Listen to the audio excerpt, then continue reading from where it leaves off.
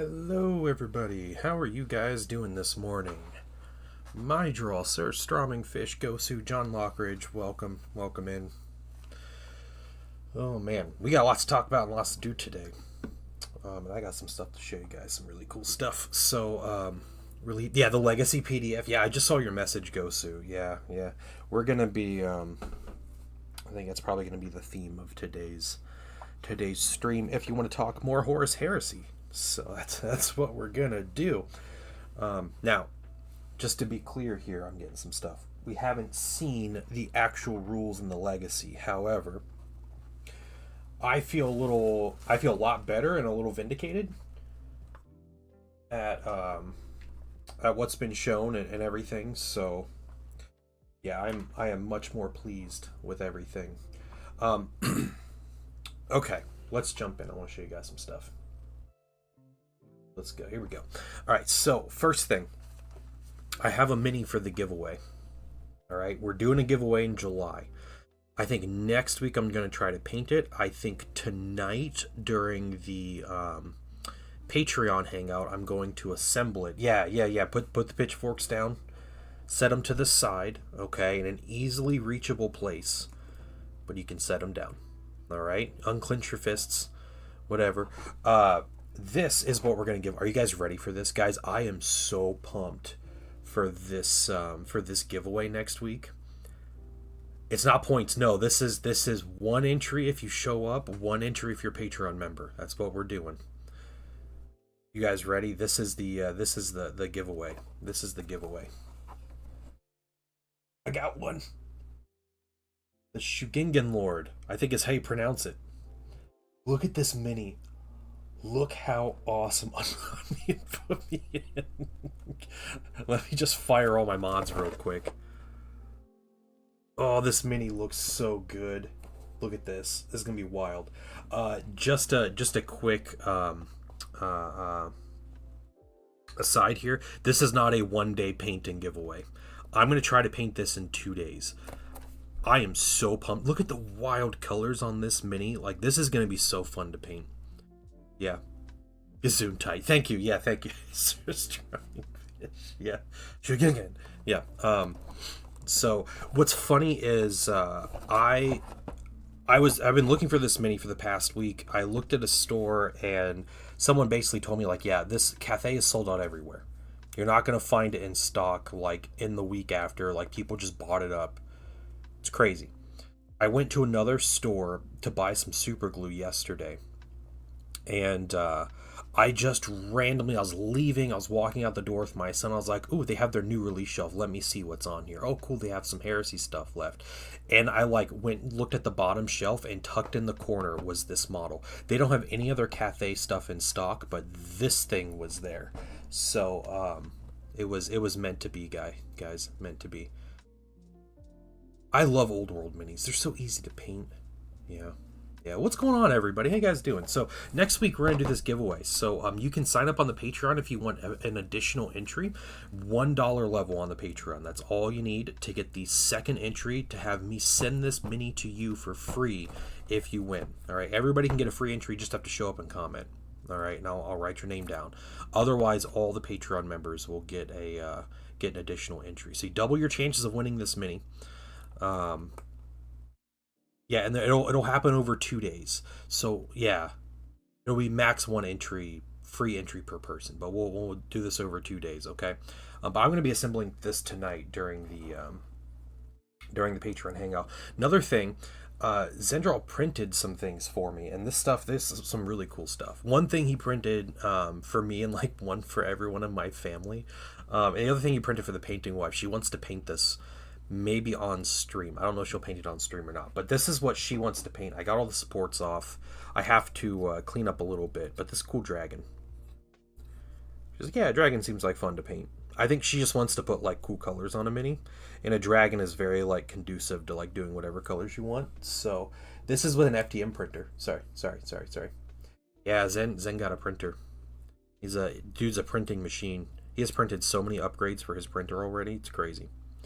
But yeah, so really good FDM print. I think you just take like a lighter across this thing real quick, right? to clean the things. Yeah, I think the only issue was just this bottom, like little spike kind of broke off, but otherwise, it's good to go. So we'll maybe sand it down a little bit. I'll do a little bit of work to get it cleaned up. Another thing he made this for all three of us, which was great. But this is 3D printed. All right, you guys ready? Look at this. Look at it. It's like a chainmail fidget toy. How cool is this? My whole family's been like mesmerized by this stuff. Painting son put it on his head and we were calling him Babushka. But yeah, it's plastic chainmail. Isn't that crazy? Yeah. So this is super cool. Whole family likes this stuff. We've been messing with it all day yesterday and all day today. Yeah, it's crazy. Very cool though. So yeah, this is the kind of stuff Zen is printing for us. Just fun things like this. It can fold in half, or you can like stretch it, and it does look like crochet, doesn't it? Yeah. It was like 2 cents to print each one. Yeah, isn't that insane? I could see plain mail.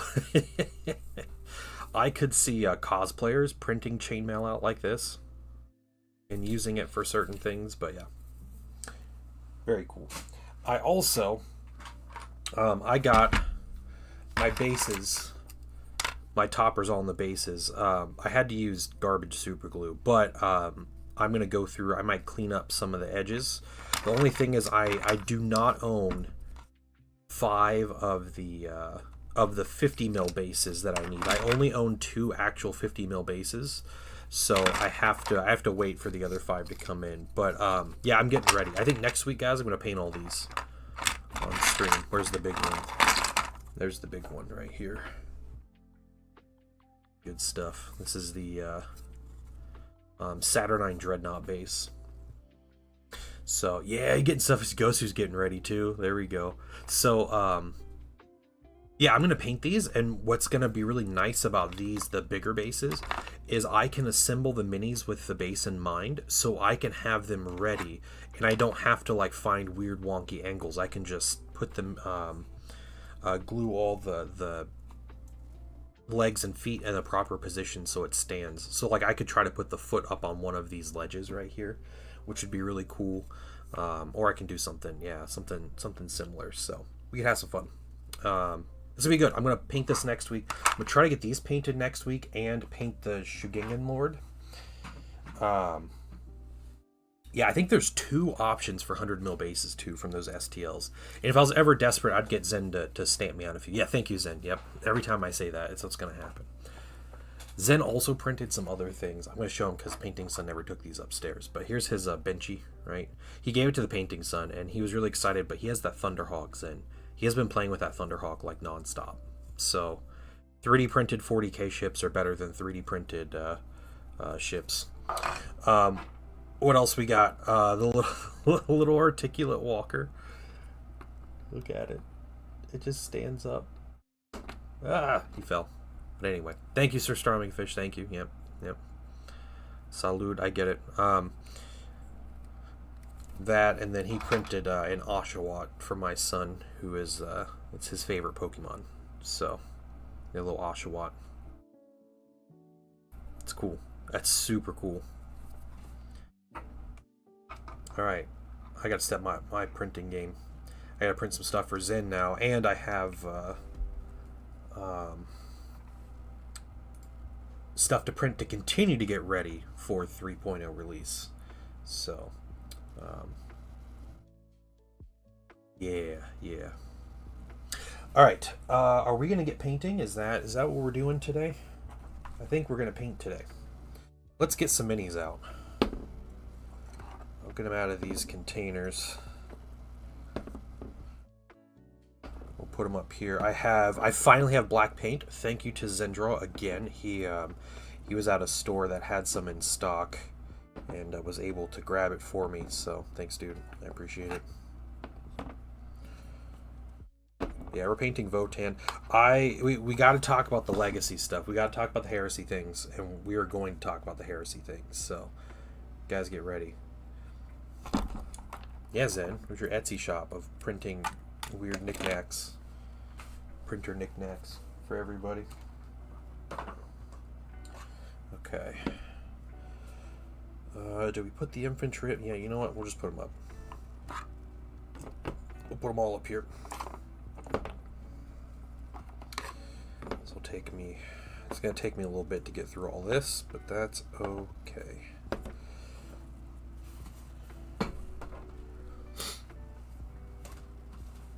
Alright, so, first question for you guys. How many of you were freaking out after you saw the leaks from the Libras for Heresy? Because,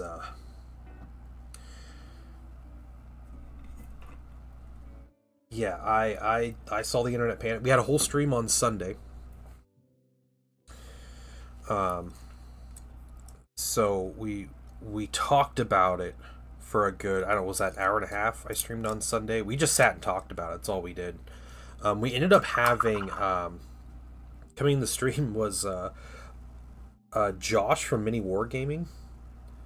He's the guy that does like the Heresy battle reports and stuff. He actually came into stream and was chatting with us, which was great. He was, he said he was interested to hear the opinions, basically hear my thoughts on the new edition, and so I gave my thoughts. We talked about it. He shared a bunch of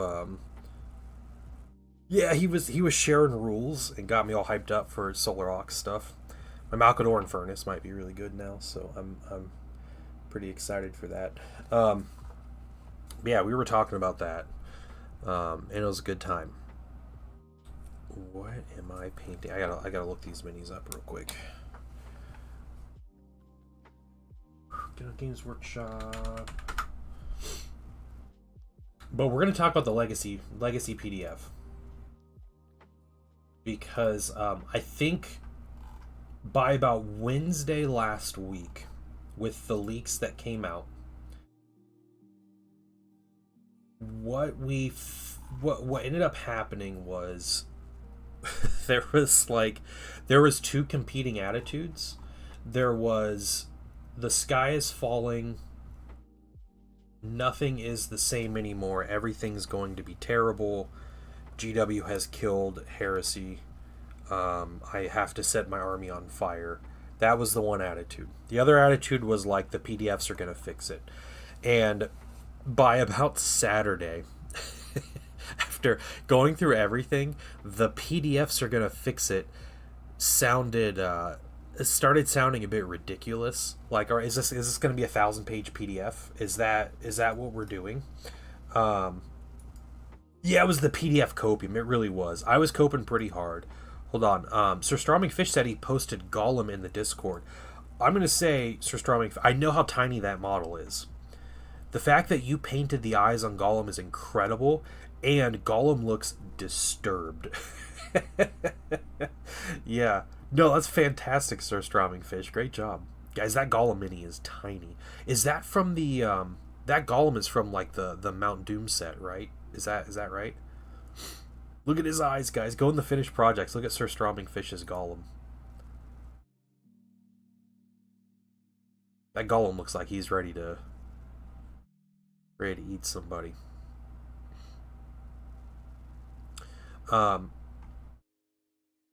So I was really hyped for, or I guess coping for the PDF. The PDF, I was like, PDF will have commanders on bikes, PDF will have command squads on bikes, PDF will have, the equipment options you want, PDF will have jump packs for characters, PDF will have this, PDF will have your Legion units, PDF will have, the tanks that are missing, PDF will have, all this stuff. And that's the Immanuel. Okay. That's the one from the Rangers hideout. Okay.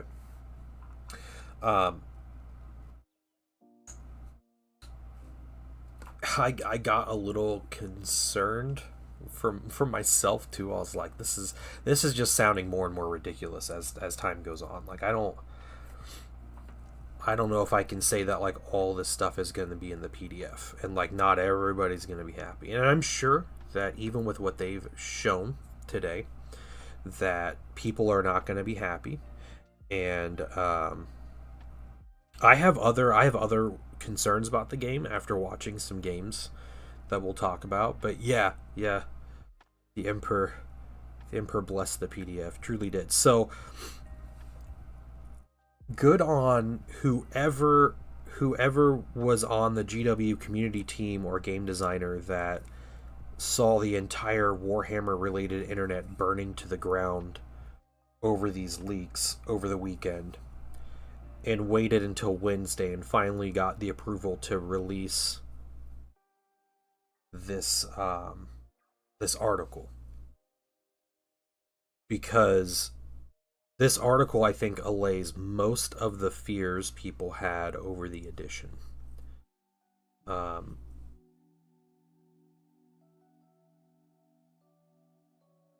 yeah, that article should have been out like Monday. Like, I know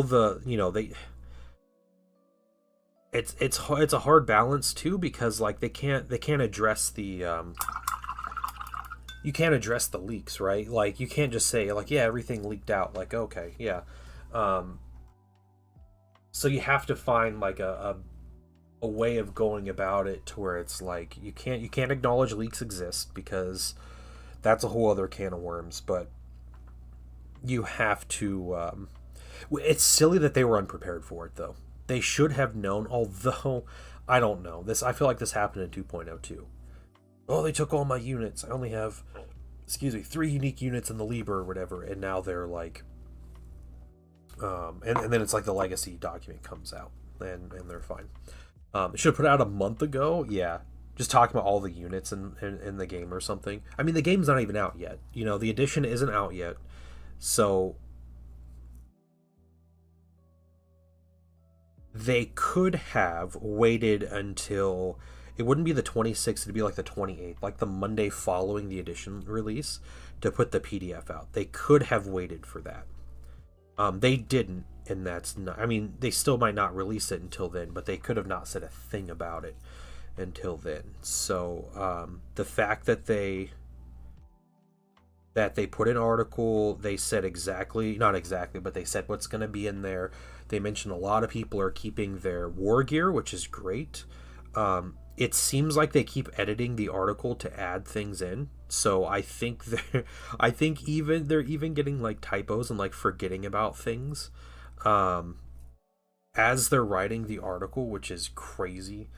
But and I've been saying this a lot, but as a Thousand Suns player, I have come out ahead in this edition, as far as options go, and like Legion, like flavor and uniqueness and like cool factor, way better for Thousand Suns in third edition than second edition, even at release over the end of second edition. I have more units now, at the release, when the legacy comes out, I will have more units for my Thousand Suns, more unique things than I had at the end of second. And it's just one more unit, but it's still, I have more already at the release. So that means going forward, anything that comes out is even more of a bonus for my Legion and adds to my Legion. Which I'm so pumped about that. Like, I'm so excited that I have like potential like new goodies. Yeah, I even got my numerologist crew, which that was like a year or a year and a half maybe after the edition came out. The numerologist came out. So like it's there's just it's cool. It's cool. Lots of stuff. Hey, Frankie Fingers, what's going on? Yeah, Iron Warriors always have the least amount of sheets. Yeah, Iron Warriors and then Salamanders and the Loyalist one, which is funny. Hopefully that means they're getting attention with them being, on the starter box. And it looks like a lot of people, I mean, half the people that play Heresy play Iron Warriors anyway. It's crazy they don't have more, but Salamanders seem to be getting really popular.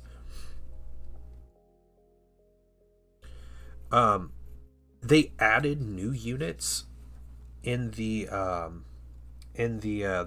legacies. So Breacher veterans, and the one I feel like is going to be the most broken thing, which is the veteran heavy support squads. So, yeah. I think the overall power of heavy support squads is toned down from second edition, but not for my Thousand Sons. They're stronger for my Thousand Sons, and it's gonna be crazy. It's gonna be crazy. My Thousand Sons are already breaking heavy support squads with normal dudes, but bringing veterans is gonna be crazy. If depending on how they boost them, but I assume it could be just ballistic skill. It could be ballistic skill and wounds. It could be both of those and like leadership increases, which might mean willpower increases, which is just even more broken for Thousand Sons. So everybody's sleeping on, I'm telling you guys, the addition of Thousand Sons. I'm not going to be able to bring any of the powerful stuff. Everybody's going to be mad at me when they see my army on the table. That's how it's going to work.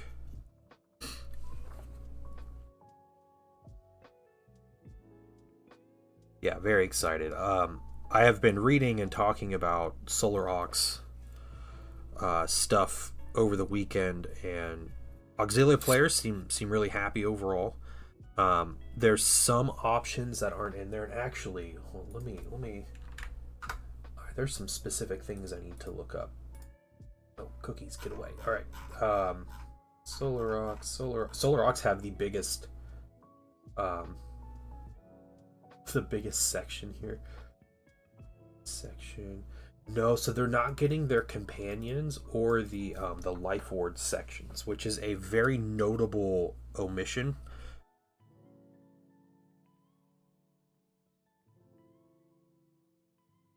Yeah, that's too bad. So hopefully, because I heard like the command sections you can't give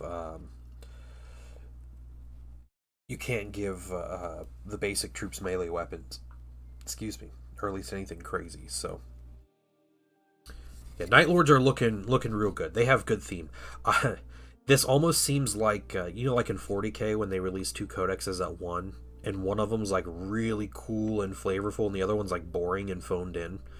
It almost seems like they did that with the Liber Astartes and Hereticus. The Liber Hereticus got all the cool stuff, and the Liber Astartes was like, that's one leadership. Like, that's your rule.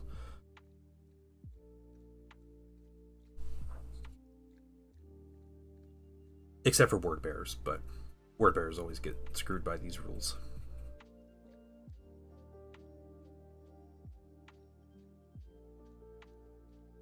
Yeah, and kudos to Night Lords for having one of the most interesting gambits in the game. And probably the best gambit, but it's a good, like, flavorful rule. I'll be right back, guys. My nose is all runny this morning for some reason.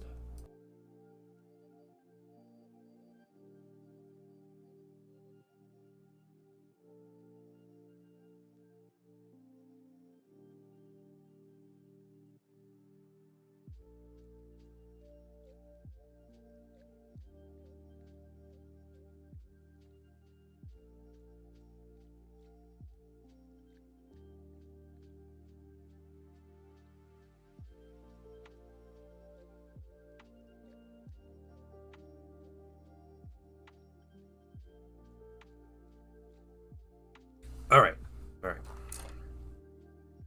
Hobby ADHD, welcome in. See, they didn't put out a list of legacy units a week beforehand. Sir Stroming Fish, the Middle Earth release, they didn't put out the legacy units until about 8 months afterwards. Yep. I literally had zero interest in the new edition of Middle Earth until the legacies and the armies of Middle Earth came out. Now I am interested in the edition.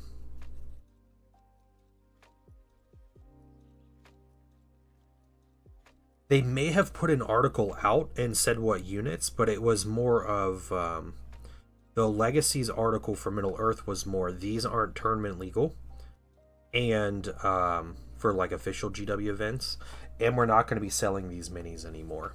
That was the Middle Earth legacies article?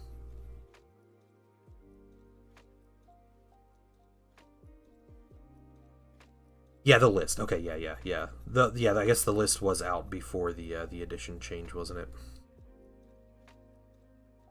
Still, you never know. It's sketchy, but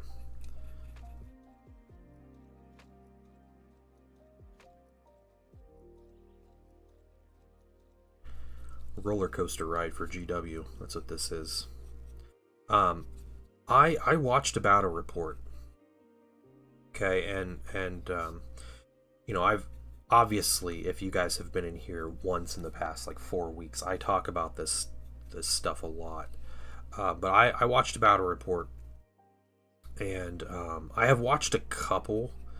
Mostly, I've just been reading rules. I haven't like watched much. I've like skimmed some battle reports and stuff for the new edition, but I know the game is 4 turns, and that like rubs a lot of people the wrong way.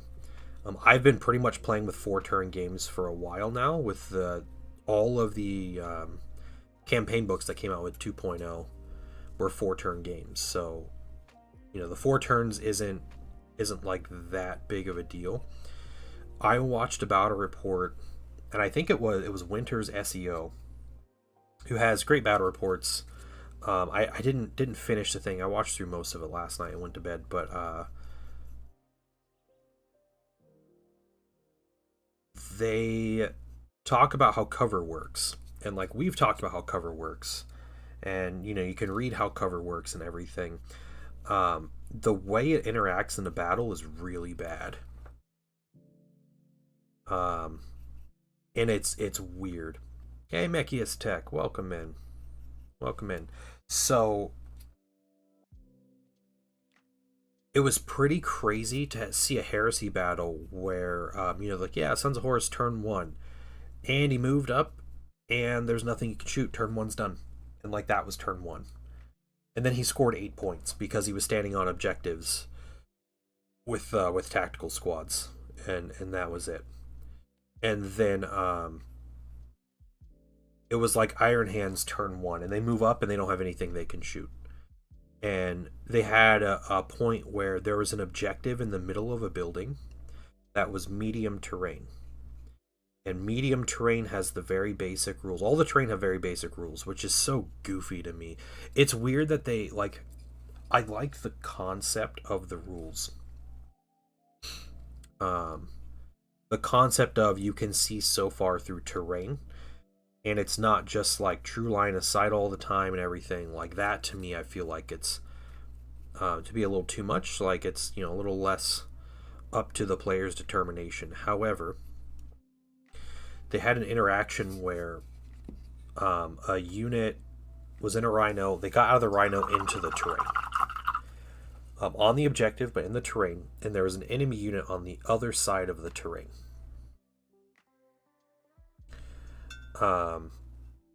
So the problem was the Sons of Horus could have reacted and like moved closer or done something like that, but in doing so, and staying where they were, they decided to stay where they were. They were more than 3 inches away from the other unit that disembarked.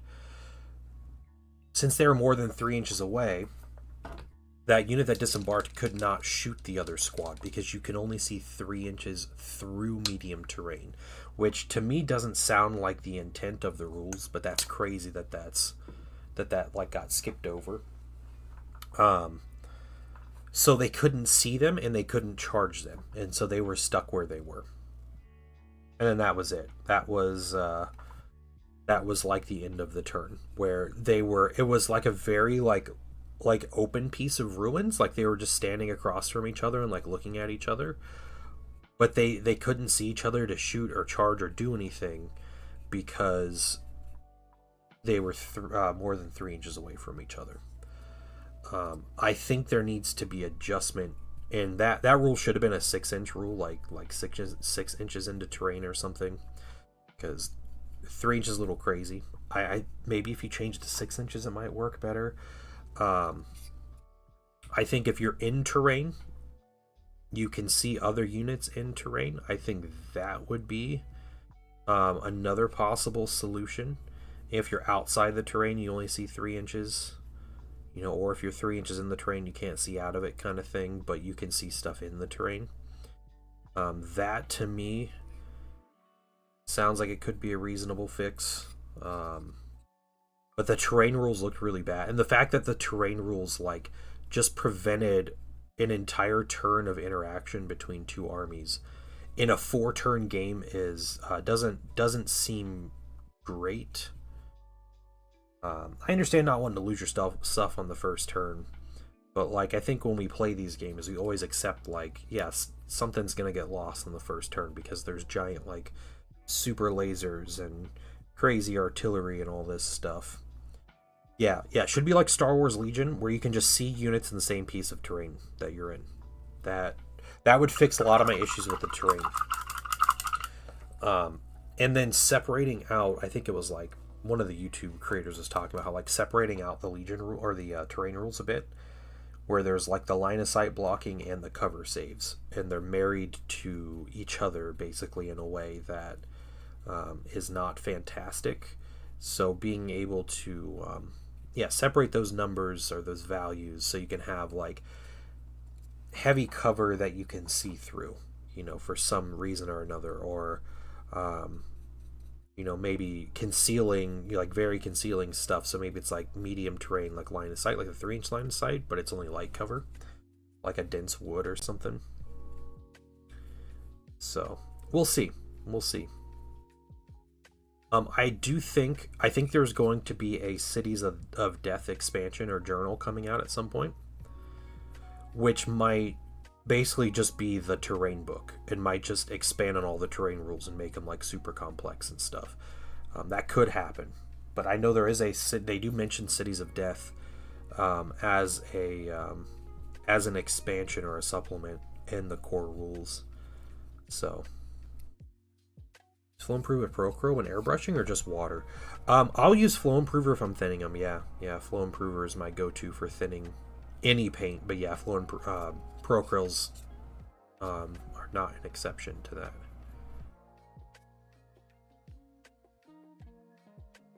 To be able to see units in the same terrain piece, yeah. So 6 weeks before the edition launch, Middle Earth shared the list of units in the Legacy. Yeah, I don't know. I don't know what they were thinking with Heresy, waiting until after things leaked. It's crazy. Yeah, PA does go really well through airbrushes. My one issue pushing PA through an airbrush is that paint it's so like heavily pigmented that it'll like stick in the bottom and it takes a while to clean. That's like my biggest issue is it takes a lot of extra effort to clean out the airbrush after you use PA.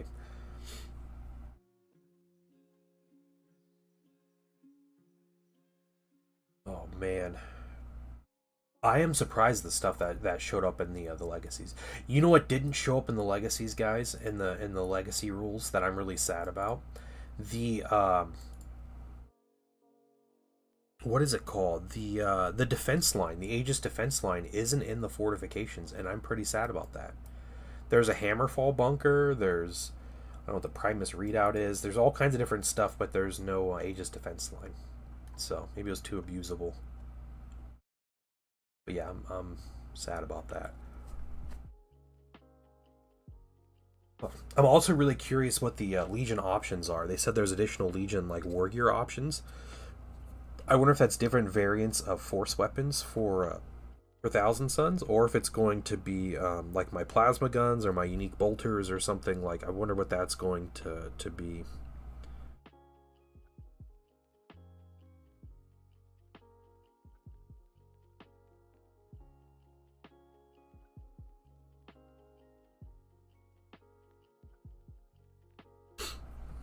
Ultimately, at the end of the day, when it comes to Heresy, fan rules and fan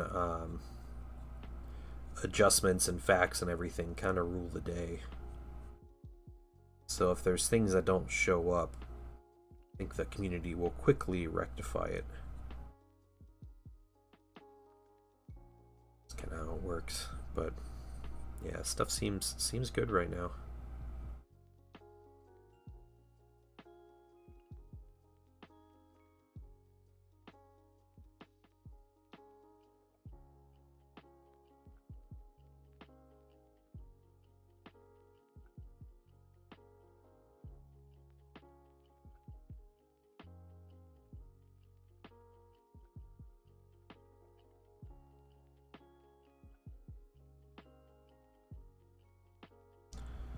Gonna lurk, alright, alright.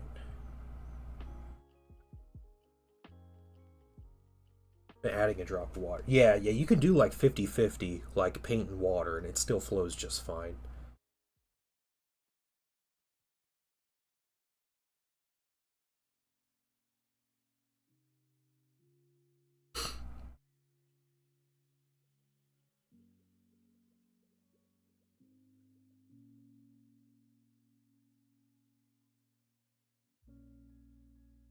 Hey, Zen, if you're there, can you tell me what in. Hold on. What is the Atramentar Flay Clade? What is that? Is that a Terminator squad?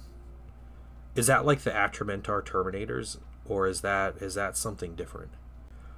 Really? Okay, okay. I could see what that sounds like to me, because the Atramentar are normally Terminators, right? That sounds like a Twin Lightning Claw Terminator unit. That's what that sounds like to me.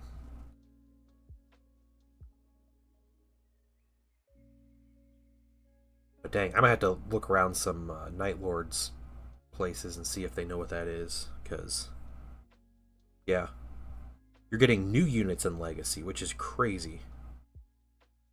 It's not just adding back the old stuff. It's outright getting new things. Okay, got some of that. We have to get the trim and all of this.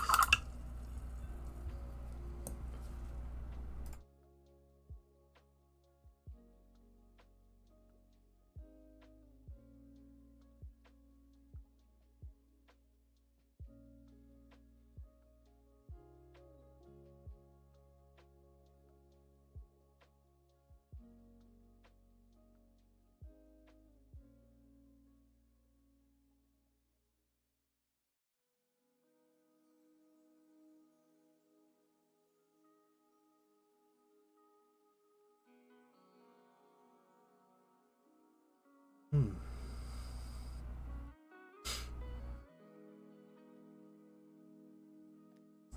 All right, what am I looking for? Hold on. Let's see. Let's see if we can find something. What is this?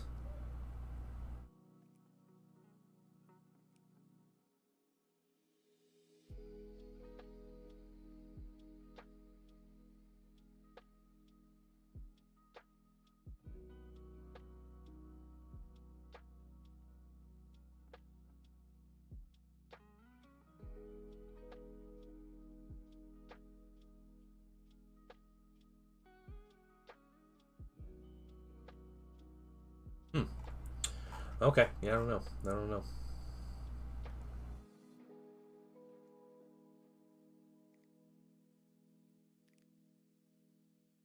Okay. They're mentioned in Sevatar's Warlord trait from 2.0. His 2.0 Warlord trait. What does it say about him? Are they like? Is it talking about like they're just like his bodyguard or something or what?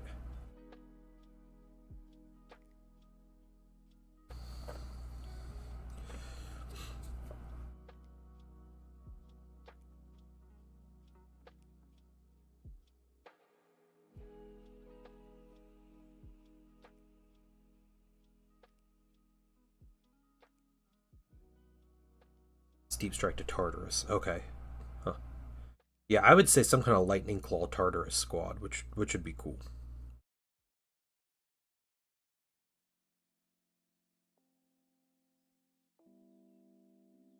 Also, it does say that Night Lords are getting war gear. So if you guys get prison shivs as like a war gear option for like sergeants and stuff, that'd be great.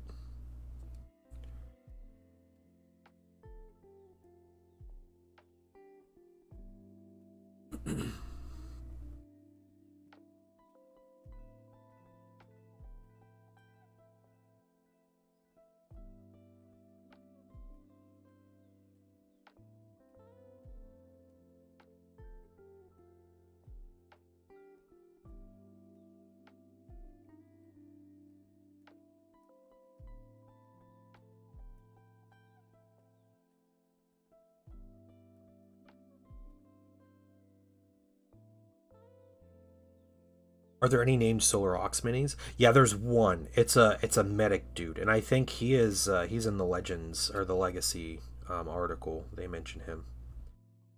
His mini was pretty wild. I don't know his lore or anything, but he's just a guy that like there's like five minis in the set, and one of them is like a dude on a stretcher or like an operating table. But yeah, as far as named Solar Ox minis for the game, that's it. Yeah.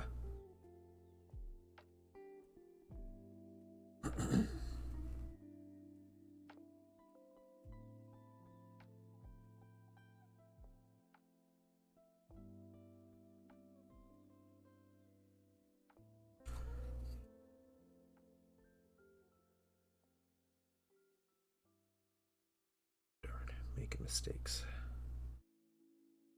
Never seen it. Yeah, it's let me see if I can figure out his name here in a second. Try to point him out to you. It is Surgeon Prime Avos Joven. He's the first dude on the Solar Ox list.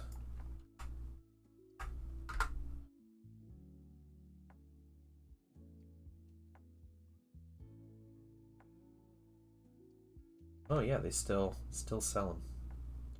They still sell them somewhere. Here's a sketchy link, maybe. Sketchy link included. That's his mini. Yeah, he's got like a guy missing a leg on a operating table and stuff. Got medical gloves on. It's great.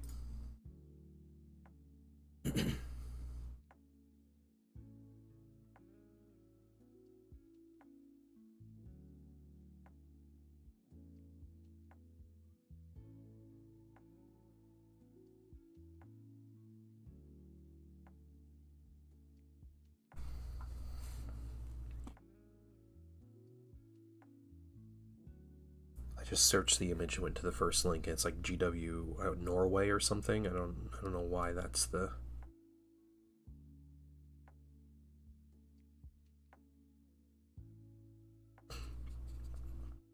I learned the Solar Auxilia. They came about. Not that they were mentioned in any like old lore or anything. They came about because one of the sculptors for Forge World basically just had an idea, and it became like a pet project of his to design these minis. And so they ended up writing lore around him, around this guy's just like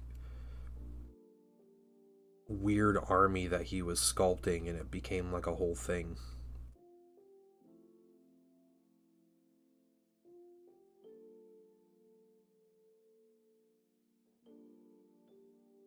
Yeah, his mask does look a little like Krieg, doesn't it?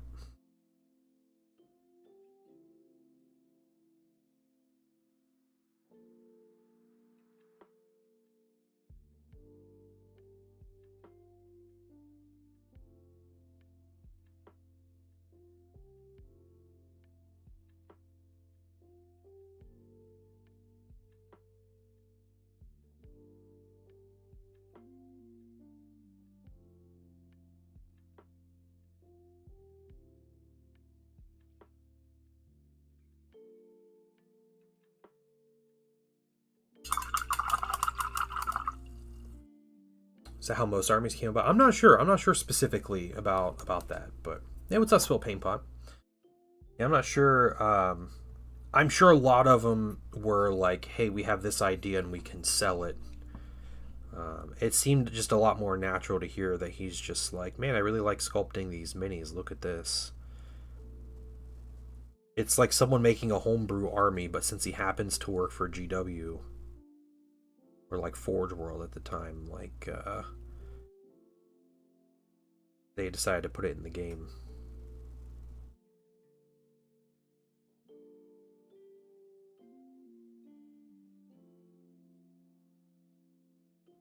Your hopes with Votann Codex? Oh man, Softy Bjorn, welcome in.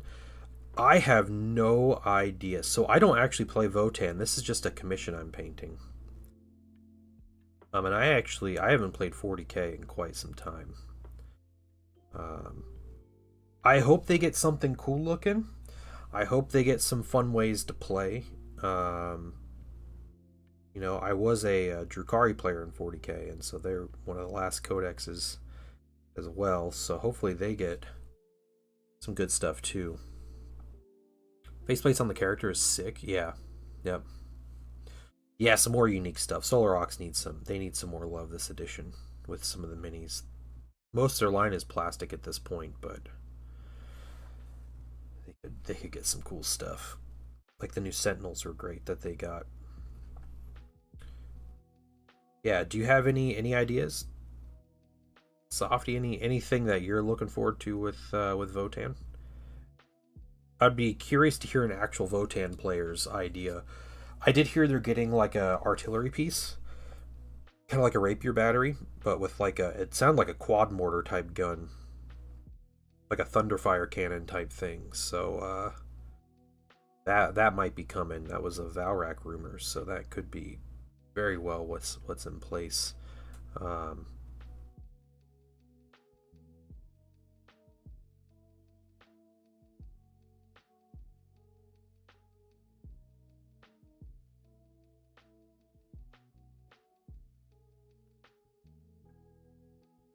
yeah, I don't know. I don't know how long it takes to go from concept to plastic.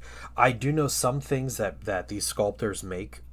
They don't see the light of day for years and years and years, even after they're complete as a concept.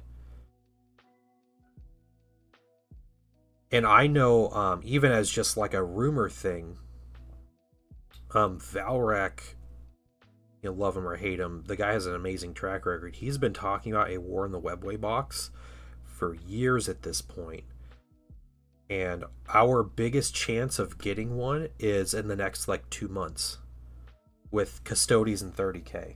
But if it's a War in the Webway box, it might have demons in it. And if it has plastic Ruinstorm demons specifically for 40k, that'd be wild. That'd be wild and awesome. I don't necessarily see that happening. They could just call it War in the Webway and it's just a bunch of Custodes and sisters. But if a box like that comes out, that I think that would go to show you that these things sit for years and years and years.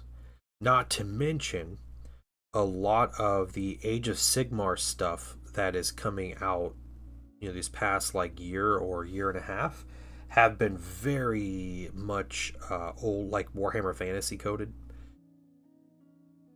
And I think that there was a lot of minis that were originally intended for Warhammer Fantasy that they're just releasing for Age of Sigmar, but that are very usable for fantasy. So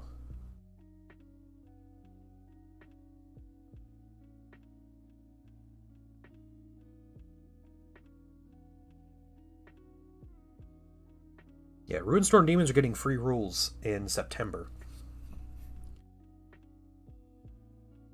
If the what you call it, their roadmap is correct. So I know Heresy players waited a year or so to get some of these things like Mechanicum Codex and Militia PDF and Ruinstorm Demon PDF and all these things, and so hopefully waiting a couple months isn't so bad. Not a Votann player. I'm a fan of the dwarves and looking to buy into them if the release is good. I don't want more vehicles. Have all the and have all the units become more elite. Like ninth but not busted. Okay, so you don't want like more of a horde army, you want something elite. Which is fair.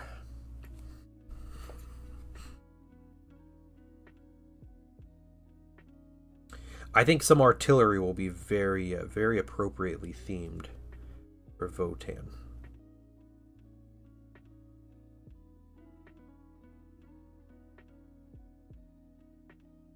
Something in that manner.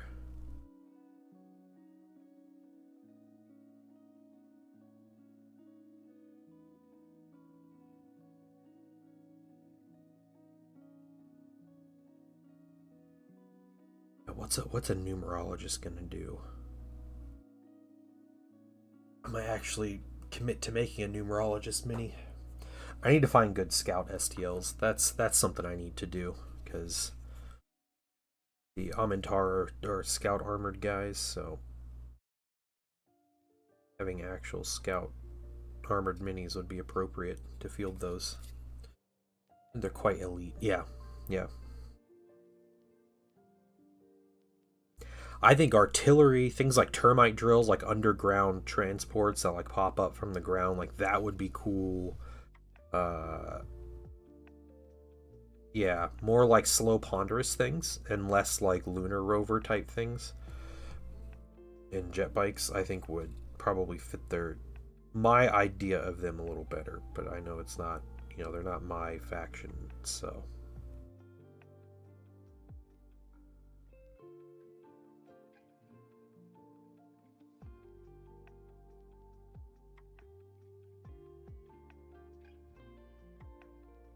Unification Wars game would be cool.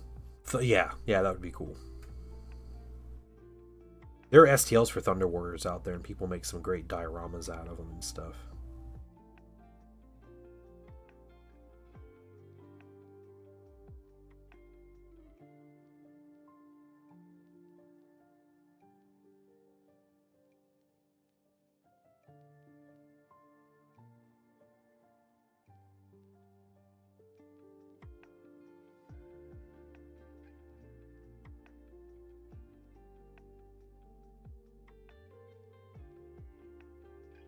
Yeah, I'm going to print some shoulder pads for my Mark IIs, and we'll get those ready. So I can just jump right into those, and I don't know if I might do a couple replacement helmets. I have this really good set of shoulder pads, and they're 1,000 Sun shoulder pads, but they're, like Mark II trim on them, and they have like the sunburst, their symbol. But what they also have on them, on the shoulder pads, are different cult markings.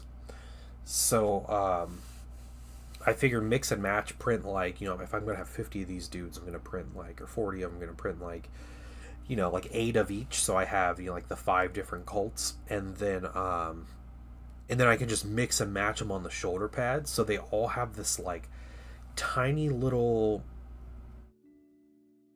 like insignia to know which cult they're part of, which wouldn't be important to anyone outside the 1,000 Suns, but in the 1,000 Suns, like that marking is a huge indicator of like the kind of soldier you are and everything. And it'd just be a little mark, because if they're just tactical Marines, then it would be like like they're not getting all the crazy like iconography to show up they're high up in the cult. Excuse me, or something.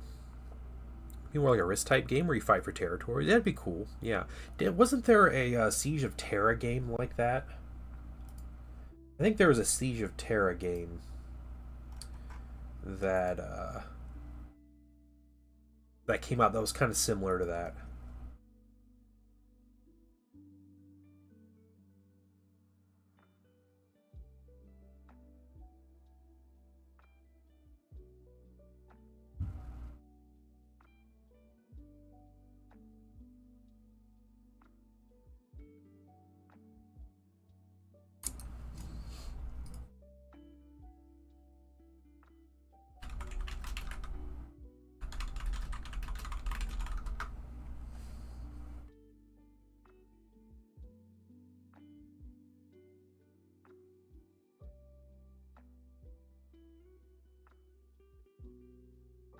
Okay. I have never played Diplomacy. No. Ugh. Yeah, Great Scouring I could see. I could see G-Dubs moving in a Great Scouring setting.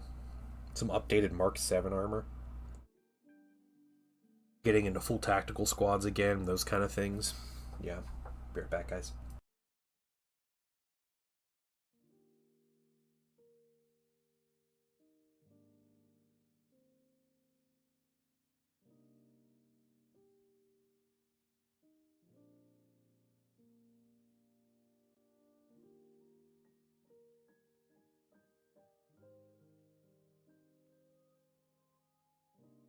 Okay.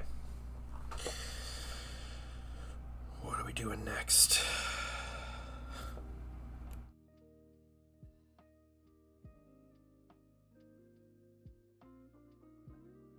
Just go with what's there for now. Bolter casings, that's what we need.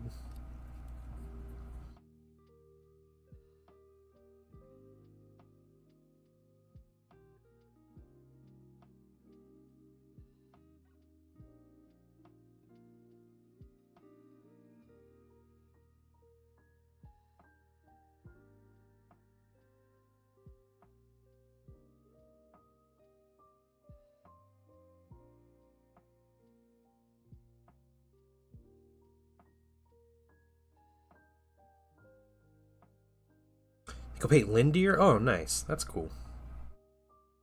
Lindir's a cool model.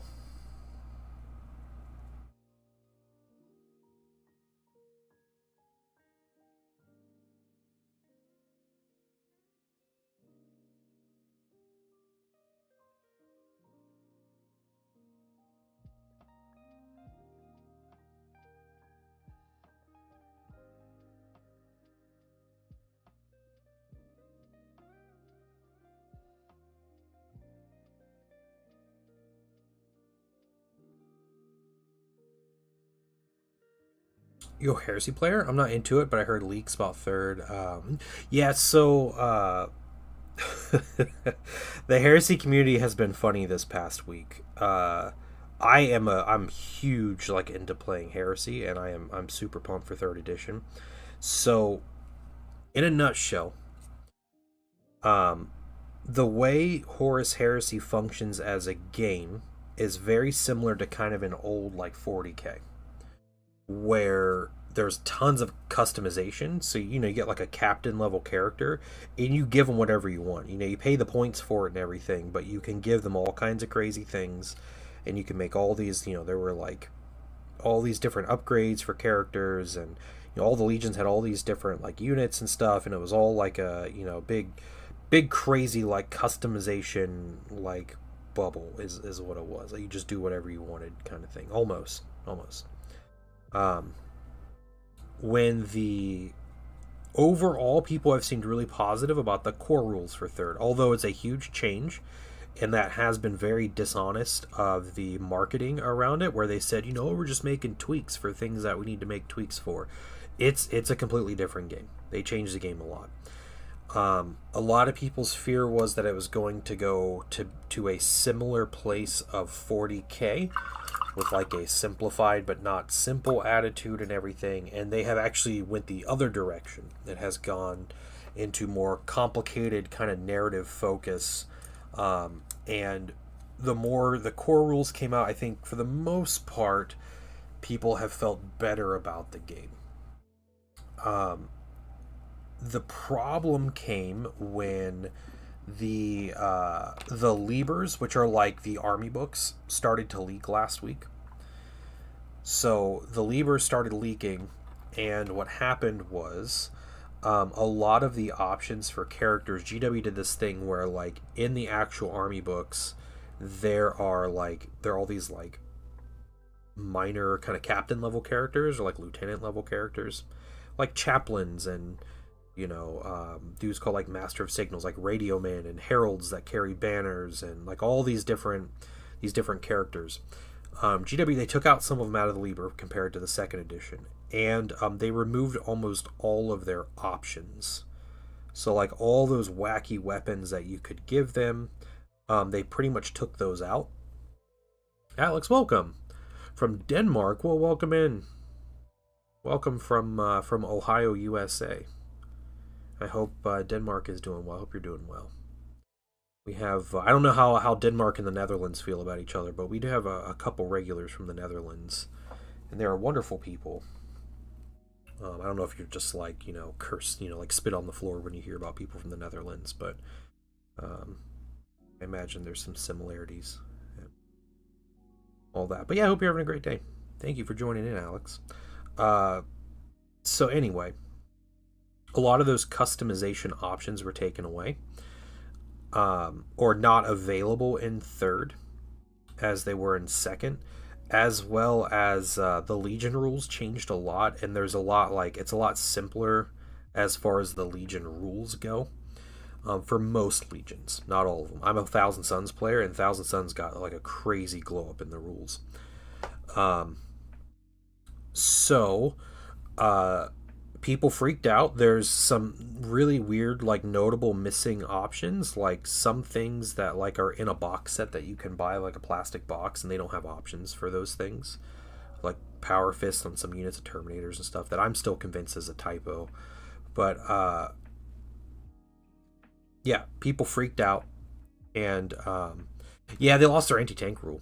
Their rule, I think, is still very like lorefully appropriate, right? Like they just don't stop. They don't care. Like that's their whole thing. Like we're expendable, sir, or whatever. Like um, their anti tank rule is way too good. Spill paint pot, way too good.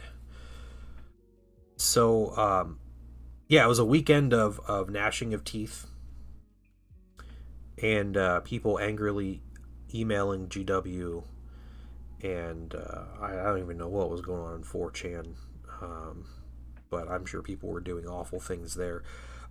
Today, hey Fizz, what's up? Today, what happened was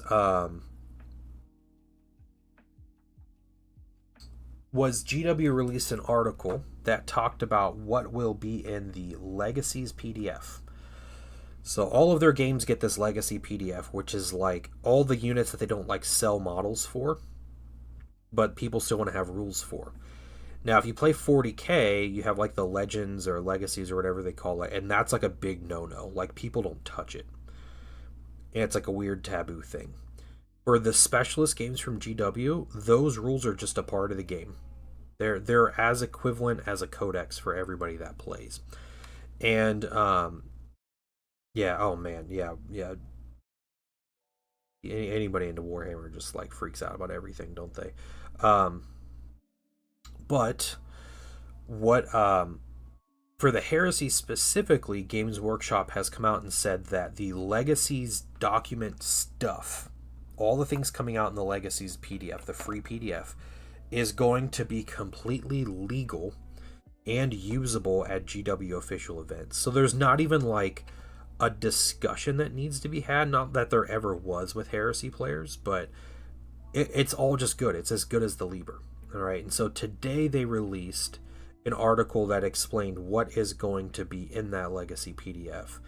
And I think at that point, from this morning, I think most people are cool with everything, or not with everything, but are have warmed up to the whole third edition much more, because it put things back in, like putting commanders on bikes, or giving your consoles jump packs, or all those Legion units that are missing. Not all of them, but a lot of them are in the. It's not laziness making this tech. I think what it is corporate GW, so upper management, the guys that care about making the money, say that if we don't have a model available, we can't put it in the Liber. They did the same with the old world. We don't have models for sale, we're not making official rules. So there's most of the armies in the old world aren't technically legal at GW tournaments, because they're not selling the armies for them. They're Age of Sigmar armies is basically what it is. So corporate says no model, no rules, and here's your Liber. And I had talked probably ad nauseum at why they say that, aside from just like me money, money now, money, that whole thing. So,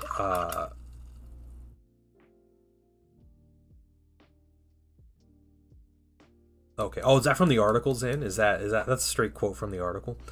Yeah, the game designers, I think, get some kind of permission to where they can have. Okay, sweet. To where the free content that's online that some casual gamers might not ever see is whatever they want it to be. Basically, I'm sure there is a within reason to that, but yeah, the legacy stuff is like we don't have models, we don't sell models for it.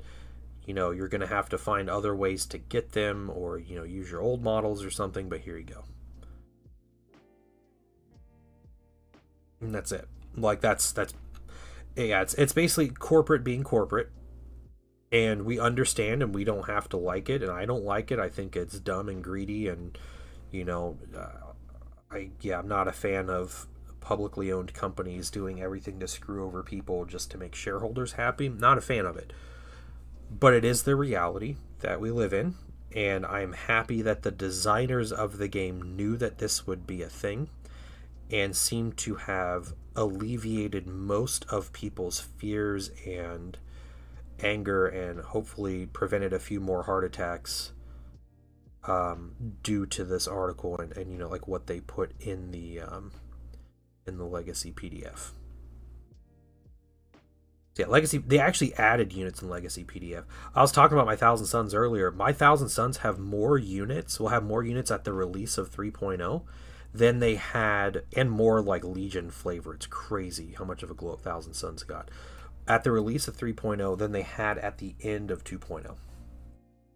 After 3 years of rules releases and campaign books and PDFs and all this stuff, I'm going to have more units now than I had then.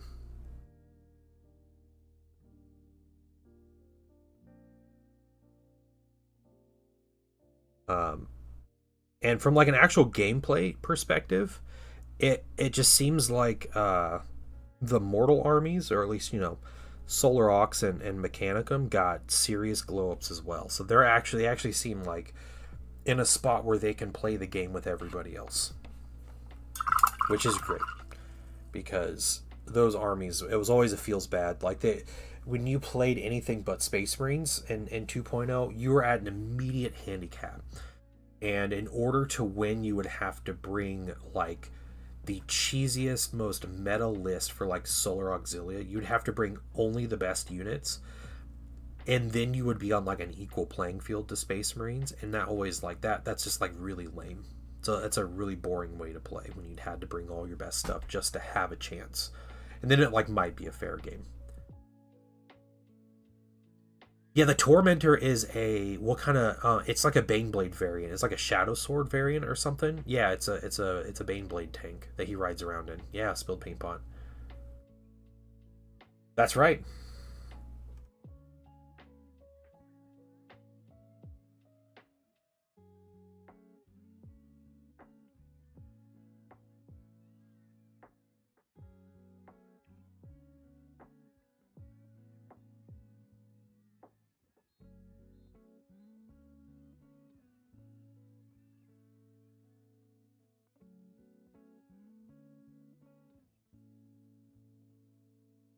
Okay, I need to look up. I need to look up this.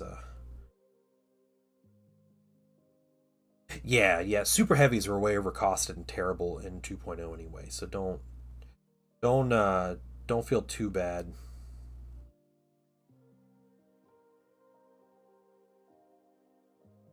Okay, painted those. What was next?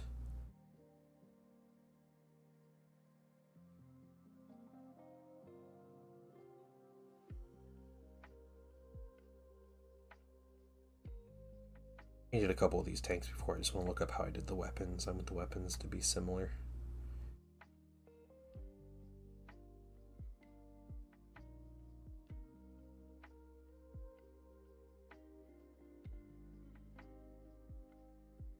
Where are you, weapons?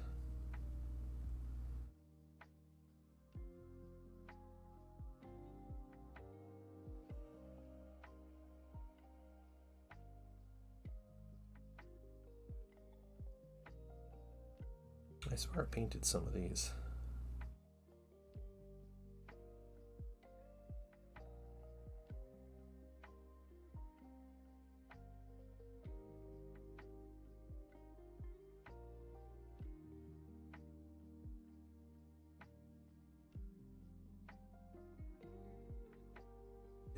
It is warm in the house. Or at least in this room, but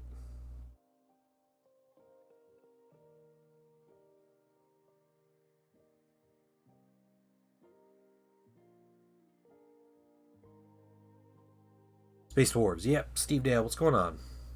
Not a gamer, but I have a Shadow Sword waiting, Dark Angels with Land Raider, and Predator Sponsons. That's cool. That's cool. Is that one of the let me see. Legion. Oh, I don't see Legion Super Heavies. Excuse me, in the thing, but I will see. Sure, you just field one. Use it as a Solar Ox one, because Super Heavies and Heresy, if you field them, work like that. So, where are you? There they are. Okay. Well, that should be silver. Should all be silver. Okay, man, I'm doing everything wrong on this. Dang. Okay. Well. Cool. That should also be silver. Man, I'm just doing everything wrong on these. Alright. Let's just stop painting those for now. Kids are doing quiet screen time, so I'm setting up to paint. Should be approximate time I'm ready to put paint on the plastic. Yeah, it's how it works, isn't it? Oh man, a Land Raider with Predator Sponsons. That's really cool. All right, I bet that'd look fine. Land Raider and Predator Sponsons on the Shadow Sword. Yeah, that'd be cool. Dark Angels are getting a ton of units in the Legacy stuff.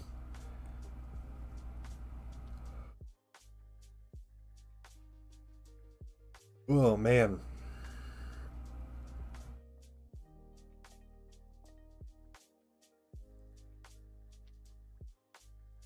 Crazy. Okay. We need more black on minis.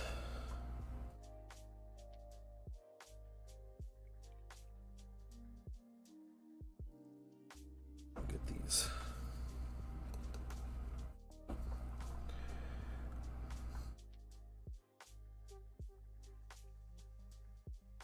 Casing and underneath. So this, I'm not lore accurate. Hey, that's fine. There's nothing wrong with that. That sounds cool though.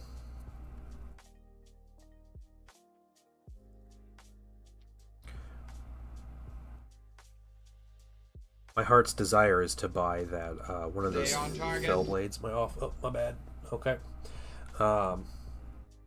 Is to get one of those a super heavy for my Space Marines when they start coming out. I know the Fellblade was announced. I don't know if the Fellblade is the one I want, so might wait and see, but we'll see. To buy one and assemble it and paint it up in 2 weeks or something.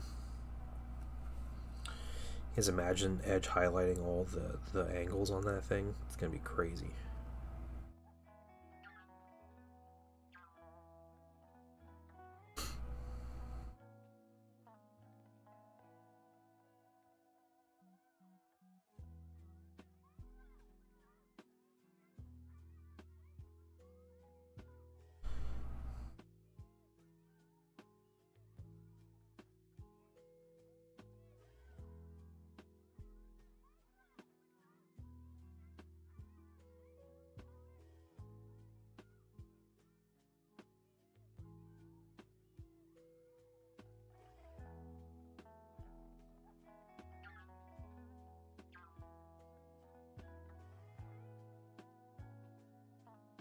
I'm really liking the look of the Solar Auxiliary rules from what I've seen, though, so I might have to slowly add to that collection as well, because they are looking really cool.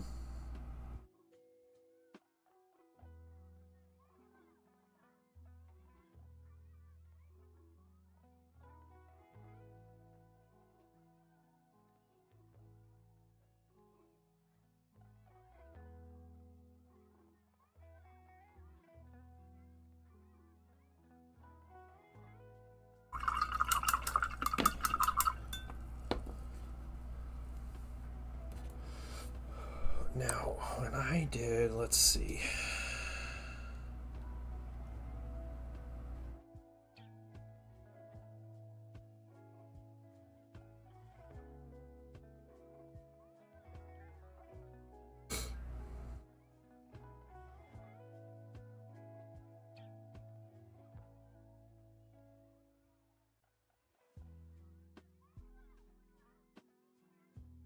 Okay.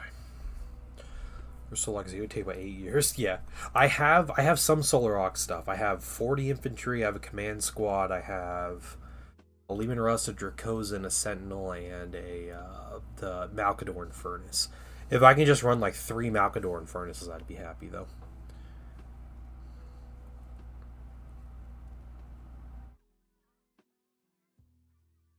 There's that one. Heard the rumors too if the Fellblade arrived. Isn't the Fellblade the one that's coming out in plastic? I thought it was the Fellblade that was coming.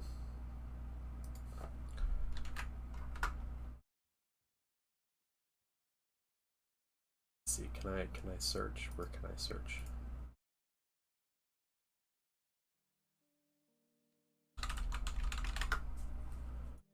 Yeah, the Fellblade's the one coming out in plastic.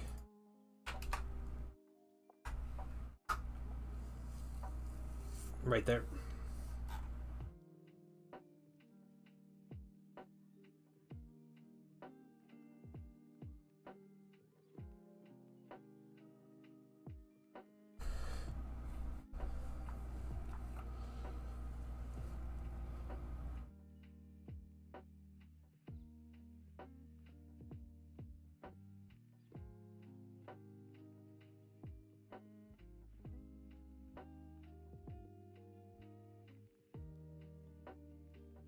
Something I've seen this morning after that PDF article, the legacy article for Heresy, is a lot of the people who were upset and the most upset seem to be willing to at least try the new edition now. So it seems a lot of fears have been allayed because of people getting things back that they felt like they lost. So it's good. Happy about that.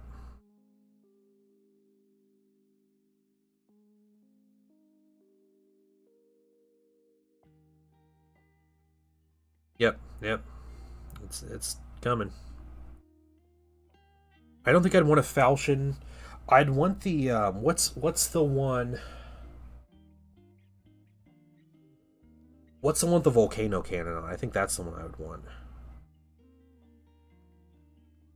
Because that sounds cool. Willing to play a game now that my army can actually be played. Yep, yep, exactly. Yeah.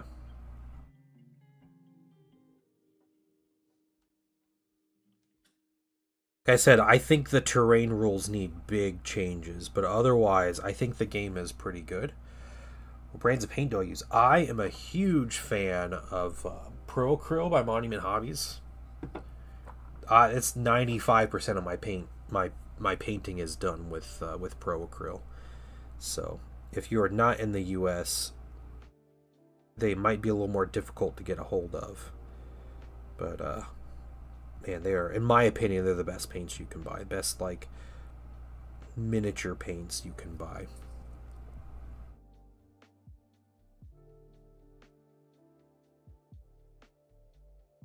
The Shadow Sword, yeah, yeah, the Shadow Sword would be the one I'd want. I don't know. I'm not too particular about if the rules are good or not, but I have a Typhon heavy siege tank, um, which is like the big Spartan with the giant demolisher cannon on it, and I chose that over the Cerberus, which is like the anti-tank version. So maybe I get myself a big anti-tank, like a Titan killer weapon. I think would be appropriate as like my next big heavy tank. But that Typhon's the biggest model I own. I think it's not that just a Spartan is all.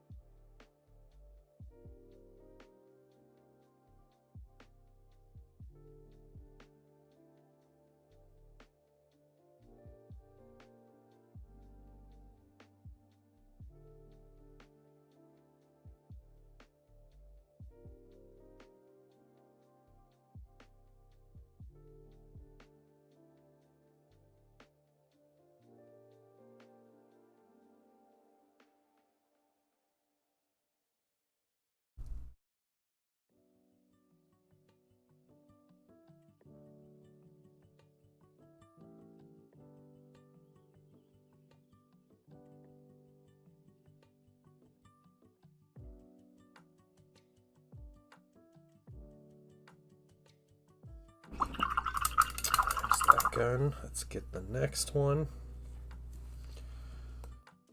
Just moving nice and slow.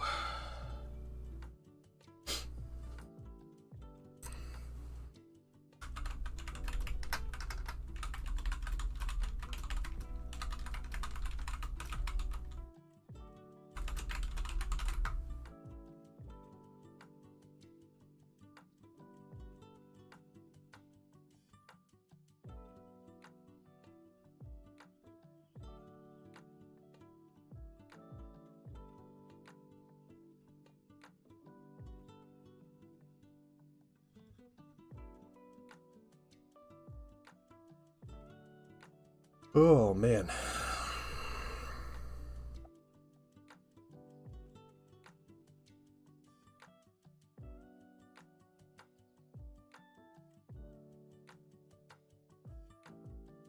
So yesterday, my son and I met Zendra and we went and we watched the new Superman movie. I have not seen a Superman movie since I think I watched Man of Steel on a Netflix like DVD when I was still getting DVDs from Netflix. I think that was the last time I had seen the Superman movie. But we went and saw it. I thought it was really good. It's DC movies are always so different than Marvel movies. It's crazy. Like Marvel like has their like they hit their stride and they went with it, and like DC has really struggled. But DC is also like they also seem much more serious. But it was cool. It was we enjoyed it. My son enjoyed it a lot. So yeah, it was a good movie. No, I liked the guy that played Superman. I thought he did a good job. Um,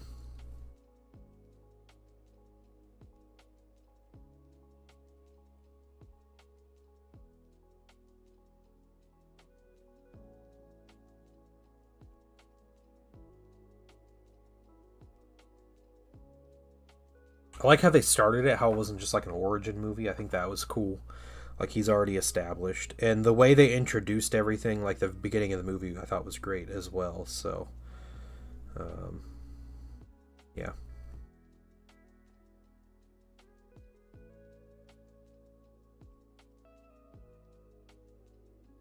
You gave me your modeling for myself. So, I model and game a lot for my own stuff. These Votann minis are not mine. This is a commission. So, Sectrix, welcome, welcome. From the Hackman movies, I'm not sure. I'm not sure who you're talking about. I'm not too familiar with comic book stuff overall, so hope to see Superman in a couple weeks. Looking forward to it. Yeah, I thought it was good. I thought it was good. I think so. From what I understand, is if you're like a Superman fan, that you'll really like the movie. So,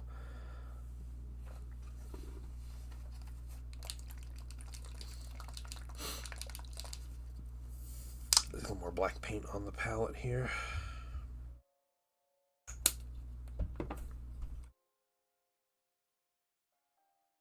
Yeah. Okay. The Christopher Reeve. Okay. Yeah.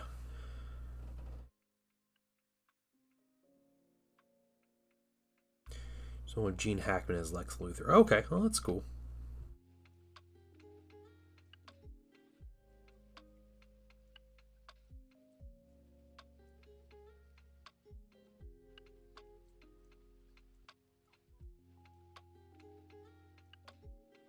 Hey, Cultured American. What's up?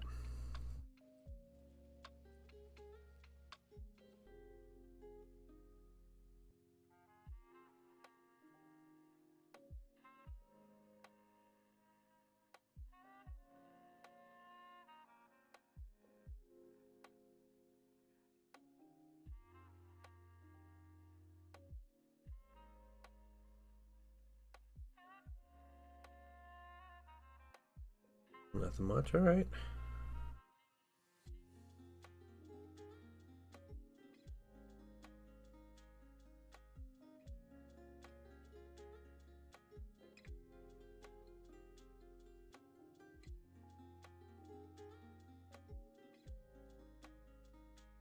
Figure out all the piecing I'm gonna paint on this.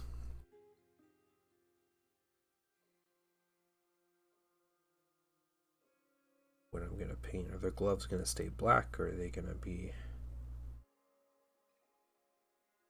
brown? I don't know. Might be the color. Can't have them be orange. It's not gonna be any good.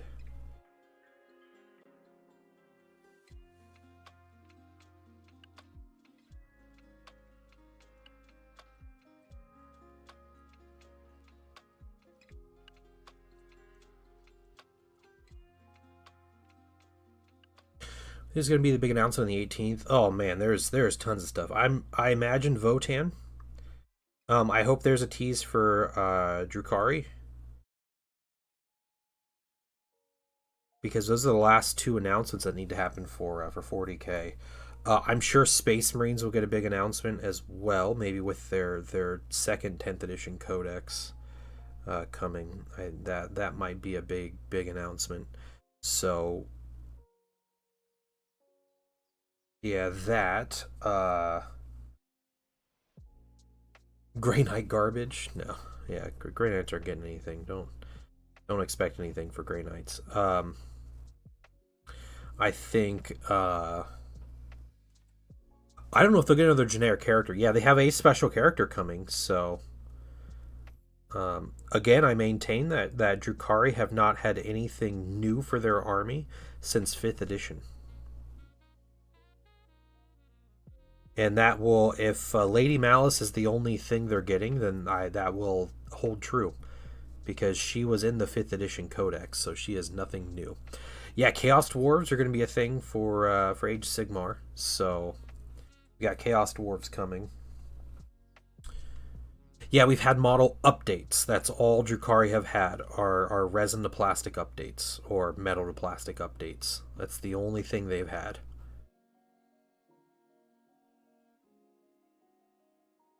They still don't have all their stuff yet. Dark Mech for 3.0 would be awesome. I think it's happening. I think Dark Mech is happening for 3.0. It's just like, I think that's just a matter of time. It looks like they're I think for Heresy, I think the two things, three or four things they can show for Heresy. I think the second Arcane Journal is kind of a given to talk about. I think the Custodes or the Talons of the Emperor stuff that's coming, the stuff they've teased. Um, I think that is also a good possibility. So that would be new Custodes minis, new Mechanicum infantry, and Terminators. I think are all really big things that are going to be announced. Really likely. Yeah, next year probably for Dark Mech. Yeah, yeah. I think they'll do. I think the second journal is the most obvious thing, and then I think after that, the next obvious would be the Liber Imperium stuff. We'll show Custodes. Yeah, I don't like Custodes either. I hope they can actually make cool looking Custodes. That'd be nice. Yeah, Harlequin's Misfit. Yeah, Harlequins are the go between the two factions. Hey, Elbreen, what's going on? How you doing? Yep, I just get minis and I paint them for people. Yeah, the Yannari are another one that's in between. Yeah. Exodites are also kind of a thing too. So, so yeah, everybody's in between Eldari and the Drukari. The Bendu, the one in the middle. You love Custody. That's fair. That's fine. I hope they get some cool stuff. Asia, they'll be getting a PDF when the Heresy rules come out. If you want to join it, you got free rules. Yeah, Corsairs are another in between. Yeah.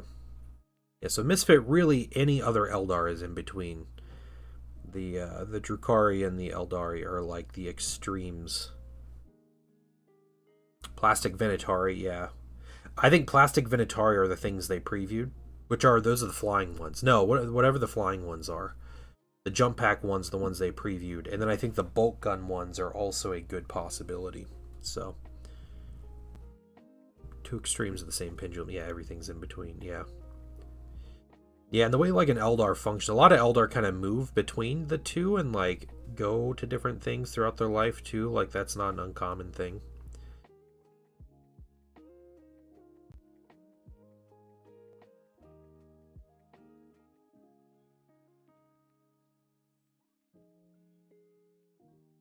I'm just painting a whole bunch of black today.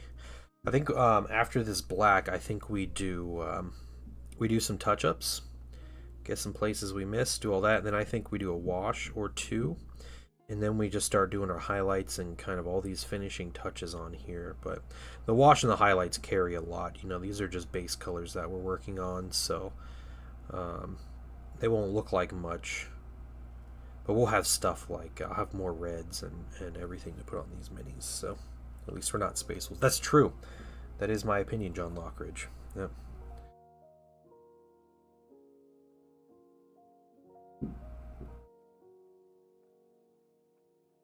Oh no, barrels will get drilled out. Yeah, that's fine. Don't worry about it, Alex. I'll drill out the barrels. I do. It's just the same to do it after painting or not. Like, but yeah, I have a fancy barrel drilling tool called a wow stick that is perfect for it.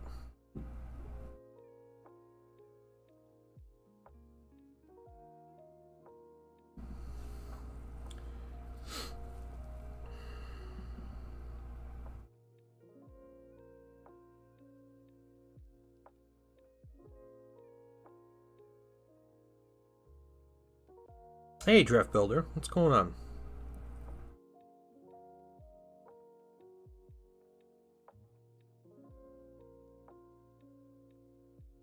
Yeah, you just take a thumbtack. You just stick the little thumbtack in there and just press. You get a little bit of a little guide.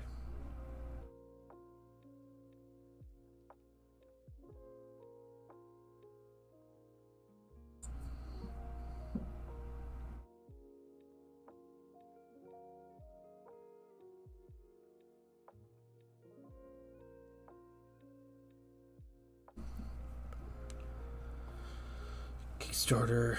Oh no, you're more Deep Rock Galactic stuff. Yeah.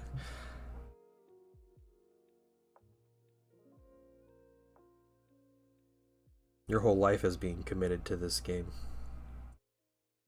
All right, yeah. Let's continue on with just the basics here. Don't have barrels. I'm sure they have weapons that don't have like. That'd be cool if they have.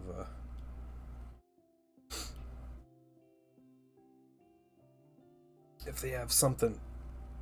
What? Yeah, that's a good question. 1 second, guys.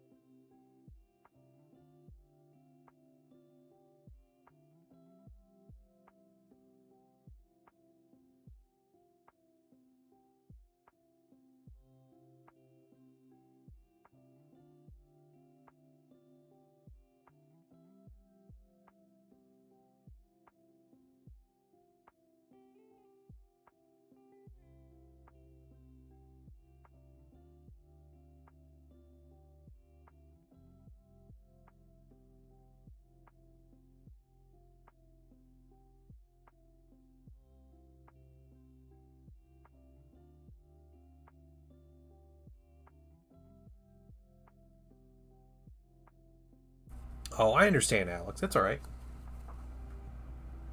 As long as you're not like backseat painting. I occasionally play a video game on stream, and we were playing a couple weeks ago, and someone came in from that particular video game channel, was like trying to backseat game, and it was getting very annoying.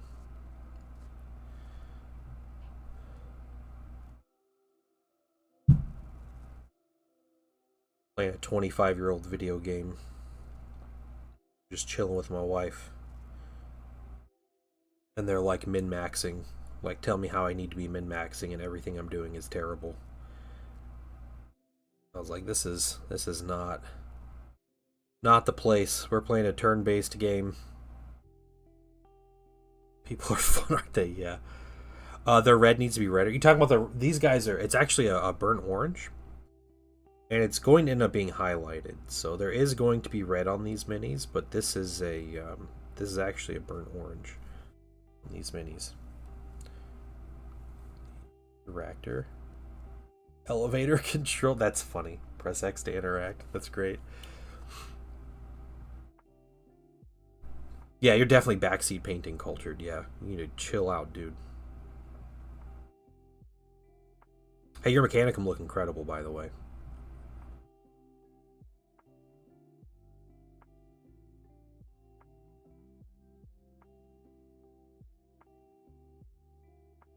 Yeah, min-maxing a 25-year-old game. Yeah. Like, oh yeah, your first time in this channel streaming this game. Let me tell you how you're doing things wrong. Well, and I think there was a miscommunication because the guy asked, he said, how do you feel about backseat gaming? And I said, and we were playing a turn-based game in like hot seat mode, me and my wife. And my thought was like, oh, we normally, like, I thought he was talking about like between the players playing the game.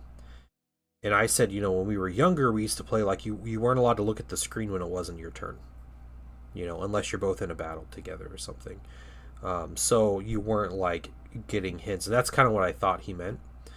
Because I had never like heard that term in context of like streamers and stuff. Yeah, it was Heroes. Yeah, Here's My Magic. Yeah. Yeah, and so I was like, yeah, like I guess we don't mind it now because it's just me and my wife that play it together. It's like not that big a deal. We're playing the same team. And he's like, okay. He's like, no. He's like, you picked a terrible hero. They're no good, and you need to be doing this and you need to be doing that. And he just kept going on, and I was like, okay, like this is not. Yeah, the tech thralls look so good, but they look like they look time consuming to paint. I get it.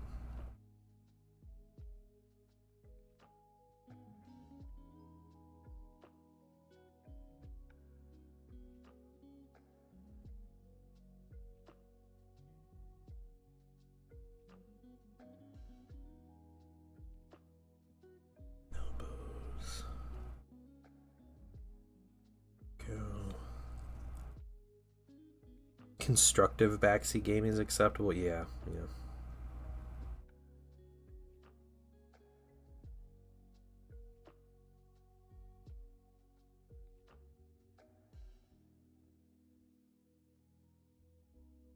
I know. I was just kind of tuning the guy out at that point. Like I was.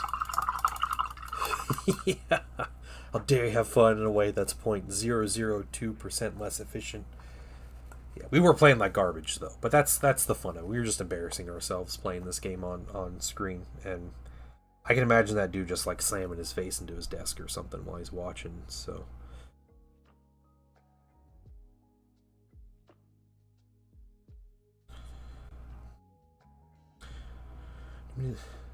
Shockworm, my thoughts are finally, I can paint Overload Magma Worm from Risk of Rain. Okay, interesting. I've never played Risk of Rain. I'm not sure. Not familiar. Go watch someone else. Yeah, yeah. Yeah, go watch one of the other two streamers streaming on this channel.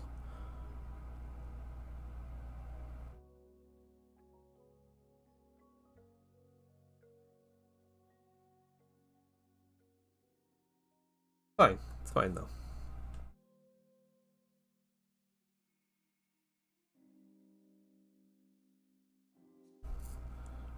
Cool or funny thing. Yeah, yeah, exactly. Yeah. I never lose worse in Heroes of Might and Magic than when I'm playing on stream. For some reason, whenever I play on stream, I just get trashed every time. But we play a campaign in person or a game in person, and we'll just wreck the AI every time. And then we turn on like stream, and then we just like fully embarrass ourselves.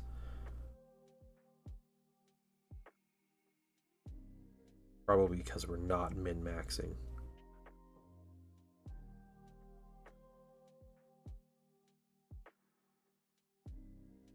Performance issues happen when you get older. Yeah. A lot of green in person. Oh man.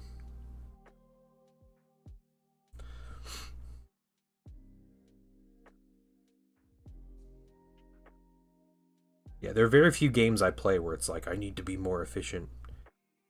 Those games can be fun in context. Those are also games that no one ever wants to watch, so I will play those on my own.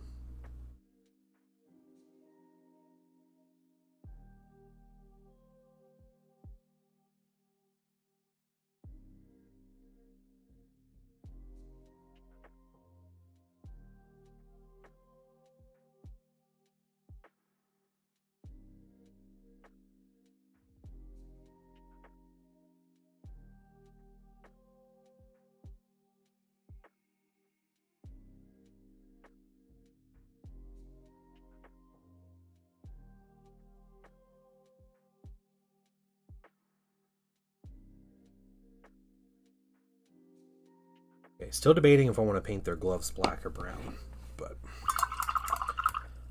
moving through them. Runner 3, my inner perfection, so it's 100% the game. Yeah.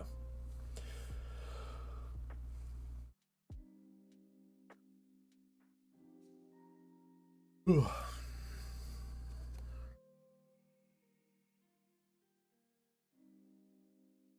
I forgot to paint. I forgot to paint some boots here. Gotta paint boots.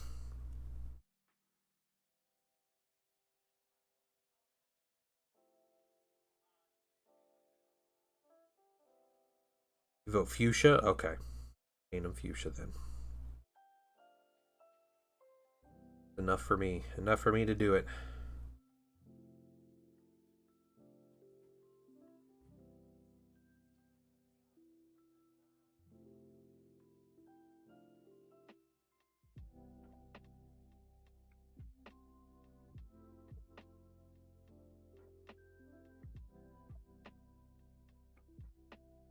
So I think what I'm going to do. So tomorrow is Thursday. I'm going to keep painting these guys on Thursday. Next week, I might try to work on these guys through the weekend. Next week, I am going to paint bases for my my new Thousand Suns, my Saturnine box set. I'm going to get those bases painted. And then I'm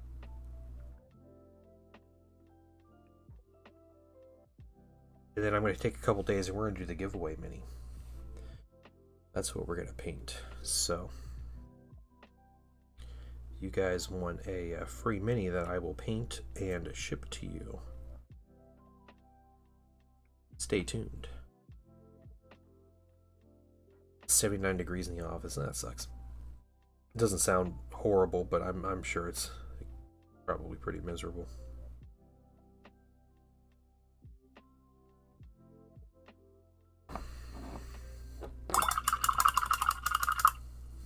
No, not one for everyone. One for someone. The mini I'm giving away, I showed this at the beginning of stream. There wasn't a lot of people here. So this is what I got a hold of, guys. Yeah, Shugingen Lord. So I'm going to paint this over the course of probably 2 streams, is what I'm going to try. And I'm going to send it to someone. And you can enter into this by just showing up and commenting in the stream. And if you want a second entry or an additional entry, any paid level in the Patreon. That's how I'm able to like get this many to send out, is Patreon supports it. So if you are supporting me on Patreon, you get an additional entry into it. Votann, you have that Lord already. Is it a fun mini? Is there? I heard the helmetless head is very fragile, so I might just assemble it with the helmet for just for ease basically and durability. But you got any particular tips on the mini?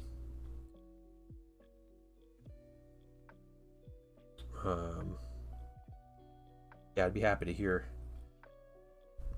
Yeah, if you abuse the system, it's gonna be a problem.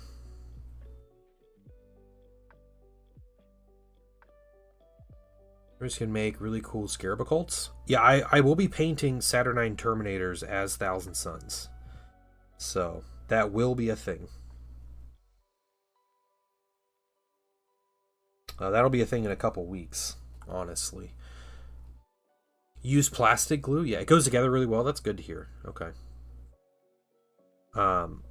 If you guys are wanting to see 3.0 Heresy stuff painted, we're going to be assembling it and painting it on stream, and I'm going to be streaming extra, I think, when this comes out. I'm going to try to stream extra. I have the time kind of blocked out to do it, so you think you don't like the Saturnine minis? They're not my favorite. They're probably my least favorite minis in that box. But I'll get the stuff from the box and I'll paint them, and I don't know if I'll ever use them in a game. I don't think I'll ever care to. But you know, I'm also blessed with 10,000 points of painted Thousand Suns already, so it's not like I need to use them to start. I don't think GW is ever going to top the Age of Darkness box. That box is just too good.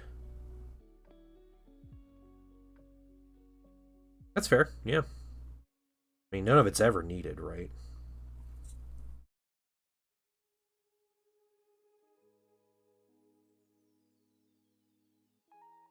Yeah, a 2.5 edition, a big errata would have been great, but you know, they took it the way they did. The rules seem like fun.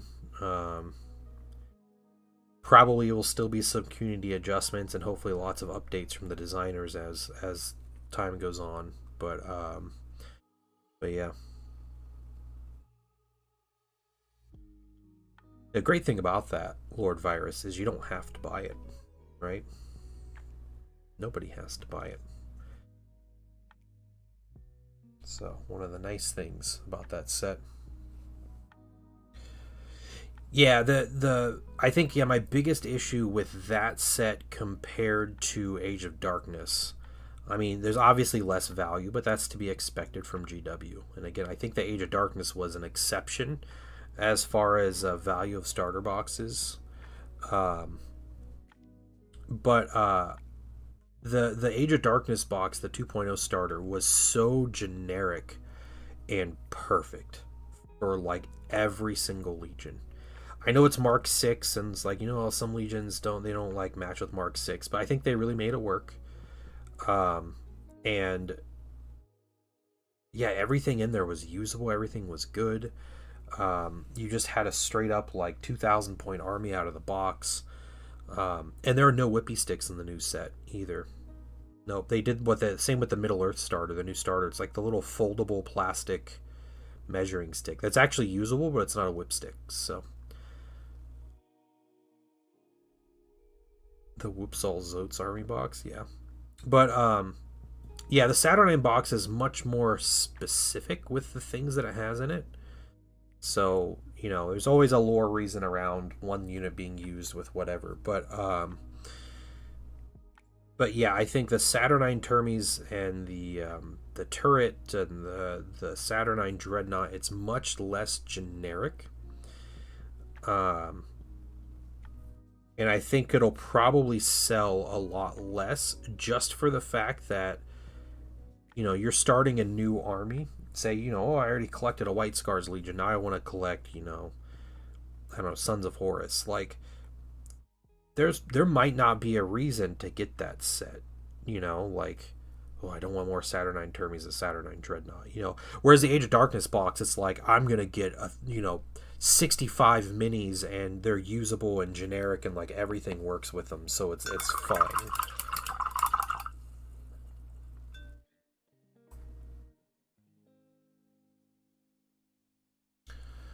Mark II and Saturnine stuff, but the Saturn stuff feels a little out of place. Yeah, a little bit, which I think is part of the idea with the Saturnine stuff, right? Like,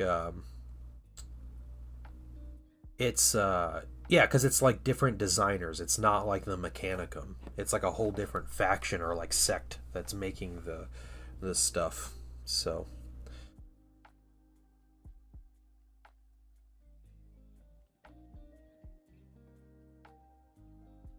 yeah, it's definitely a lot more of a controversial box. Which, like the complaint for those should not be. I don't know why I was stupid and painted those silver. That's so dumb.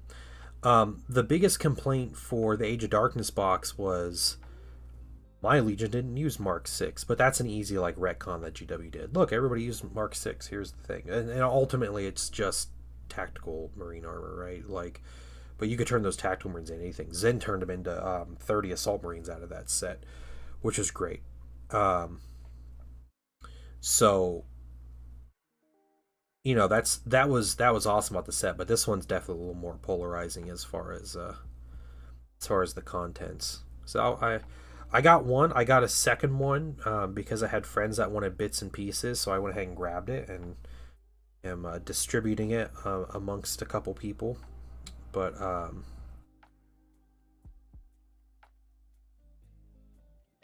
yeah, I think it'll be fun. It'll be fun to paint.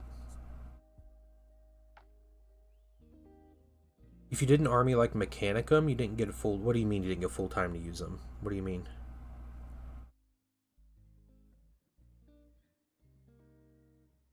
We'll go back and buy GW product. They're never releasing STL files.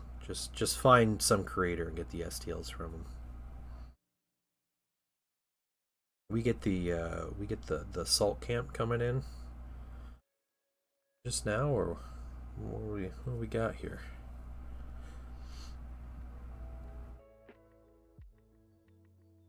No, well, you will in 3.0, right?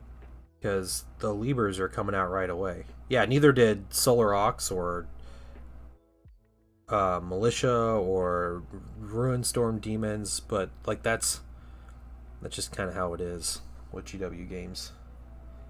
Yeah, it's pretty cool. 3.0, they're releasing, all the factions are getting Libers right away or within like 2 or 3 months, which is a big feat. Um,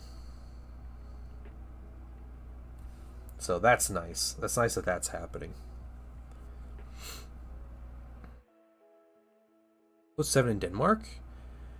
Yeah, no problem. Thank you, Alex, for joining in. I appreciate it, and I hope you have a wonderful evening. Enjoy your dinner, and maybe I'll see you around. I'll be streaming tomorrow about the same time, and probably working on Votann more. So, thank you for joining in.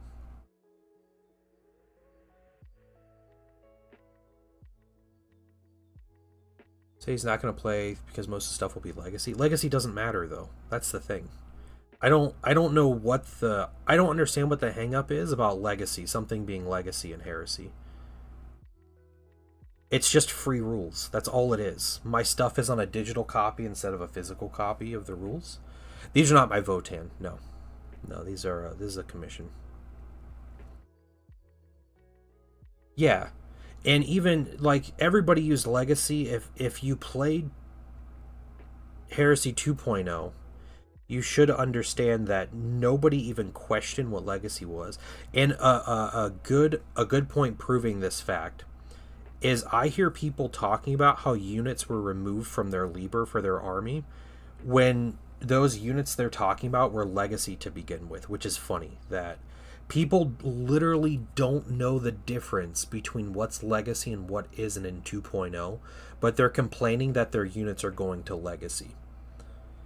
It's wild to me. I was listening to a stream and a guy was complaining about Iron Warriors having, oh, this unit was, it's going to Legacy. It's not in the Liber. We lost stuff. When in literal reality, Iron Warriors did not lose a single unit from their Liber between 2.0 and 3.0.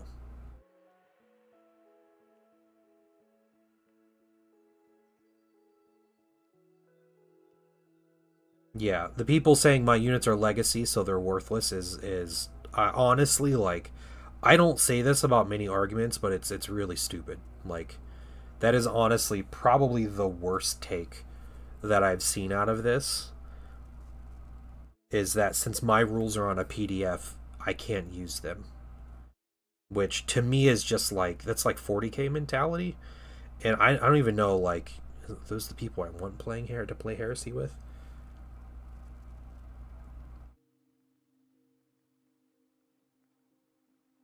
Yeah, yeah, I play vampire counts in Old World. I got free rules. That's what happened for the Old World. I'm happy about it. I was happy I didn't have to buy a bunch of extra books. I got free rules and I don't have to worry about buying rules for the next few years. Yeah, the announcement was detailing what's in the PDF. That's what the announcement was. So they already talked about the Legacy PDF. They talked about when it was going to come out before. They talked about that it's going to be legal even in Warhammer Run events, which is a first for Legacy stuff for Games Workshop. Um, yeah, so they've already talked about that. Today was just saying what's going to be in the Legacy document, which is practically everything that people were complaining about what had left.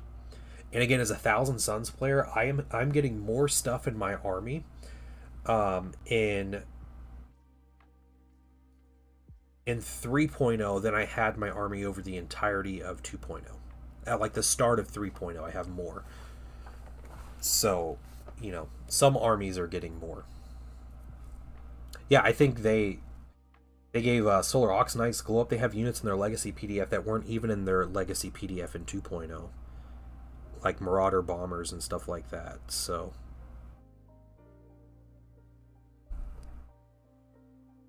yeah, Legacy and AOS and 40k is like a death knell for whatever that thing is, right? It's basically saying like don't touch this anymore. The specialist games, it is not that at all. Legacy is just another avenue of looking up rules. So, yeah, the people complaining about I can't use my army because it's Legacy. They're being like disingenuous with it. At worst, they're being incredibly stupid.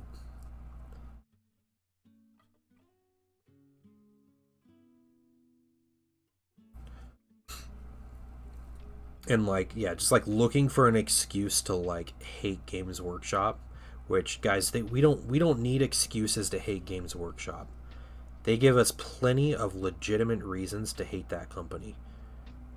But just making up things that are blatantly false is ridiculous.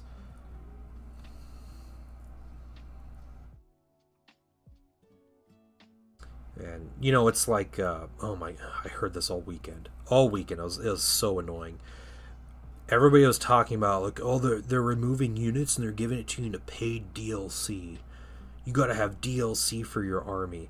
Is that really what we're calling like army books now? Like, I don't remember one person complaining about army books coming out, like, through any of Games Workshop's old games. Like, yeah, army book, cool, updated rules. Also, at this day and age, you don't need to buy the army book to get the rules. There's a thing called the internet. And some people, I feel like, have forgot that existed when they start making comments calling things a DLC because GW is selling books with rules in them, which is crazy. People ask for more support. They, the game needs support. We need to have more things. But then when GW sells them the things, they get mad about it.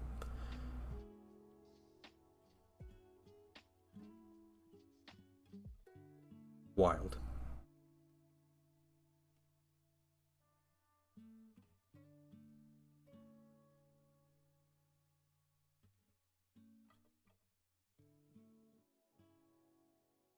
Anyway, that my rant for the day.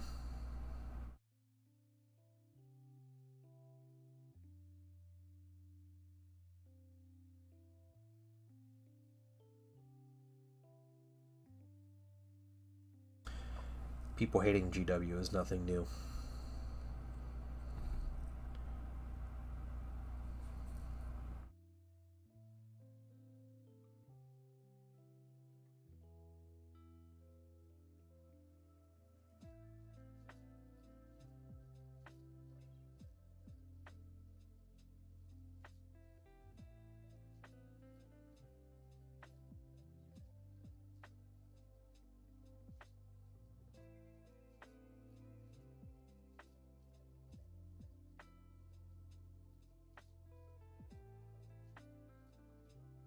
Yeah, I think I'm gonna play some 3.0.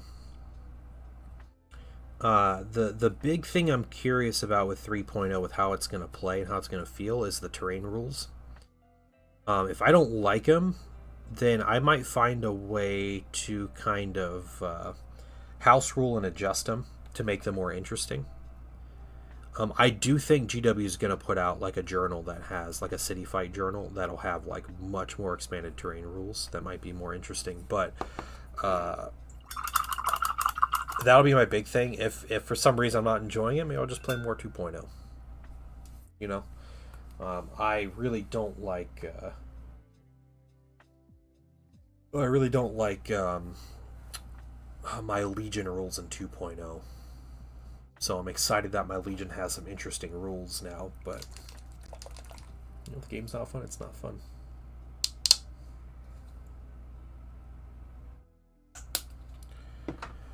Alright, we still have a bunch to paint.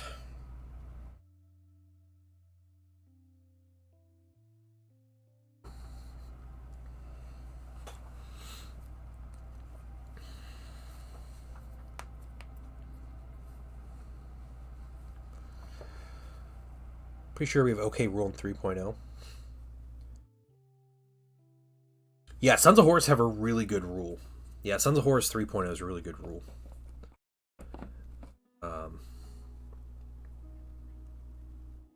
Yeah, the Traitor Legions, for the most part, got really good stuff.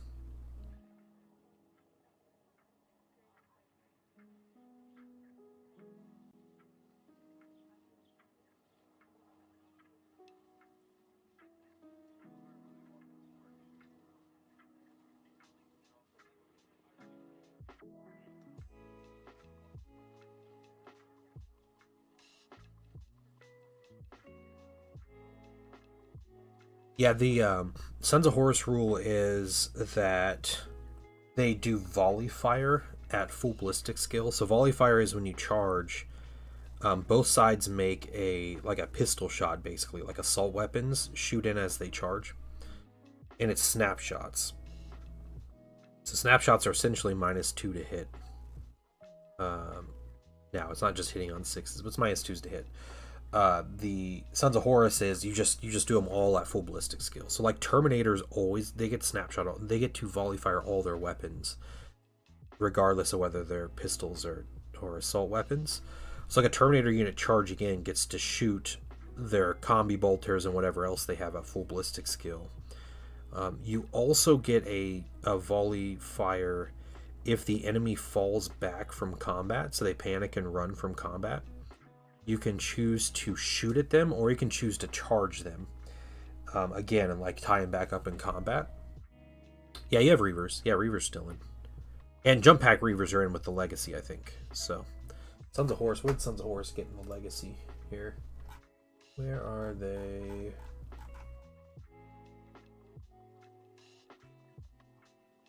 Okay, so you have in the Legacy, you have a Chieftain squad. I'm not sure what that is, and Reaver Aggressors, which I think are the Jump Pack Reavers. And I think the normal Reavers are in the main book. Yeah, they shoot them as they run. Yeah, it's full ballistic skill. Yeah, the Sons of Horus also have a really cool gambit, like a challenge gambit. They're like Legion 1, and it's literally they're too good to be challenged. So they have a gambit that if you start the gambit or start of the challenge, you choose the thing, and if your weapon skill is higher than the enemy's weapon skill in the challenge, you basically get to refuse to challenge them. You just step away from the challenge, and you don't suffer any penalties for it. Like, you're too good to even bother with them. And someone actually pointed out that Abaddon has a higher weapon skill than Lorgar. So if Abaddon were to duel Lorgar, he could just refuse to challenge him with no penalty because he literally has higher weapon skill than Lorgar. So just look down his nose at Lorgar and say no thanks, which is crazy and really funny. Yeah, I think Reavers are still in.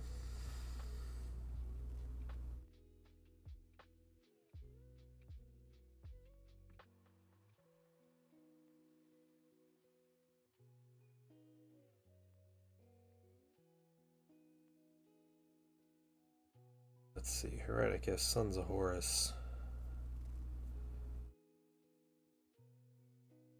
Go through some of their stuff. Yeah, Reaver Attack Squad.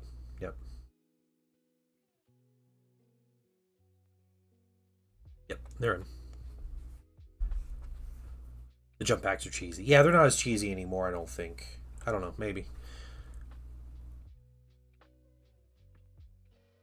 Yeah, I like the variation of Sons of Horus. Like how they're, definitely they're encouraged to be in combat and, to run in and do stuff, but it's different than just like a +1 attack or whatever that like the World Eaters get, or +1 strength or -1 strength or whatever. So it's cool. It's cool. And the volley fire even works when you're getting charged. So someone else is charging you, both sides do a volley fire attack. So Sons of Horus are going to be really nasty, even defensive, against specifically melee legions. So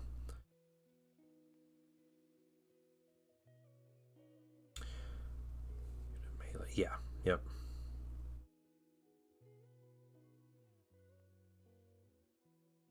Yeah, there's a couple like, melee centric legions. There's like leadership centric legions. There's shooting centric legions. There's tough legions, and then yeah, bandits are worthless. Don't bother with bandits. So you have bandits and chain bandits. I don't know why they did. Bandits are so bad now. Bandits are literally just AP5. They just make you AP5. AP5 will do nothing against anybody except militia. So like you ignore militia troopers armor, which is not something that tactical marines needed to do anyway.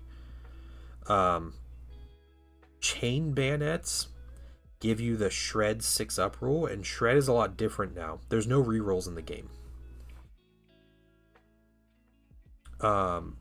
Shred is on a 6 to wound, so it's shred 6-up on a 6-up to wound. Yeah, no more +1 strength. No. That is one of the worst war gear changes that I saw, were the bayonets. Shred 6-up means if you get a 6 to wound, you get +1 damage on your weapon. So your damage 2. No problem, Hobby HD. I get it. Your damage 2 on your bayonets, on your chain bayonets, if you roll a 6 to wound. One of the things I've seen as a complaint is that tactical squads can't take chain swords anymore. However, chain swords and chain bayonets are the exact same thing now. So you don't get an extra attack for a sword and pistol anymore. Your attacks are baked into profiles. There are some weapons that give you extra attacks, but not. There's no more like pistol counts as a second attack. Pistol gives you volley fire. That's what pistols do. So if you give tactical marines a chain bayonet, it is rules-wise the exact same as if you were to give them a chain sword. So if you have chain swords modeled on your tactical marines, you can pay for the chain bayonet and say it's a chain sword. Yeah, there is 0 rerolls in the game.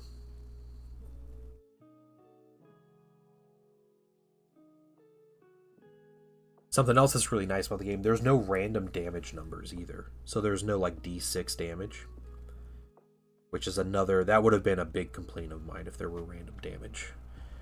But all the damage values are set, which is great.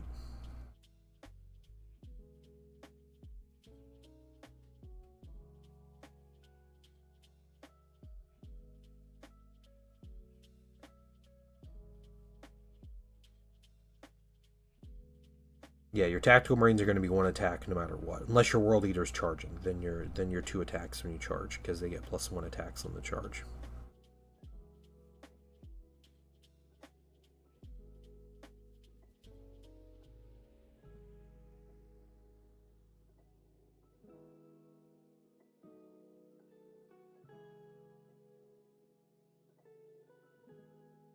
You get to paint Votann? Yeah, maybe everybody hates painting them, and so they just send me. This is actually just one person keeps sending me Votann, so must be doing something right.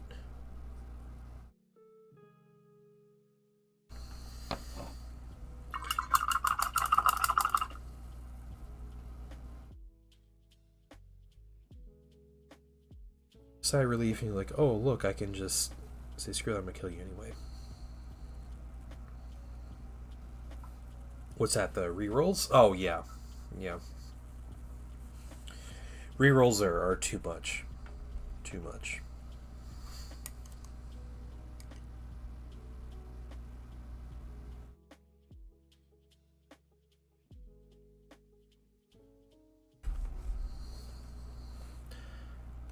Yeah, I'm really excited for the journals, too. I know people have complained about them, but I'm looking forward to it. It seems like old world people are a big fan of the journals. And I'm gonna share in that enthusiasm. I am getting the first journal that comes out.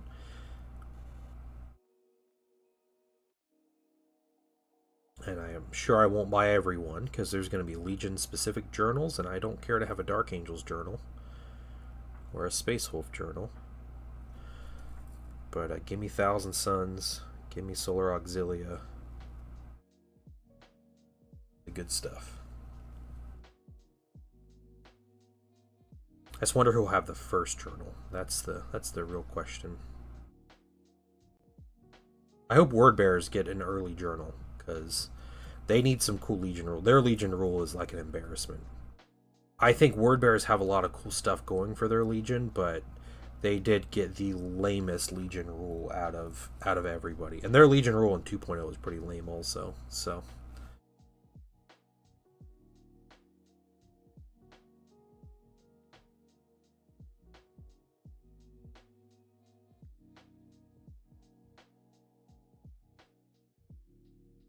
chronological order of turning heretics. Yeah, I don't think there's going to be a particular order. I think we'll get Istvan Part 2 next, and they'll probably announce it on Friday. And I hope that these are like an every month or every other month kind of thing. I don't mind spending $30 on a cool book every like couple months. Again, I won't be buying all of them, and I don't think anybody will be buying all of them. But it's not like you need them for the rules anyway, right? Again, we have the internet. We can read the rules in here. I didn't buy a lot of the campaign books from 2.0s, but I still use the rules. You might buy all of them. Yeah, it's fine. It's fine. Um, but yeah, I'm excited for stuff like City Fight to come out, and some different rules like outlining like yeah, you need better terrain rules is what needs to happen. Some cool new scenarios, cool more generic scenarios coming out, those kind of things. Cool missions.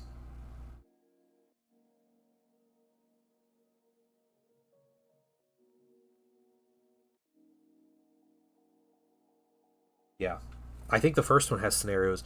The second one, I think they said it's going to have, so it'll have Saturnine command squads. It's going to have two Legion unique Saturnine squads, Saturnine Terminator squads. They haven't said what legions. The obvious ones would be Salamanders and Iron Warriors, but there could be a case for Thousand Suns because they are like you have to have like psychic ability to use a Saturnine Terminator suit. But anyway, and they said there's going to be some super heavy rules in the next journal as well as like some scenarios for using said super heavies. So we'll see what they come up with.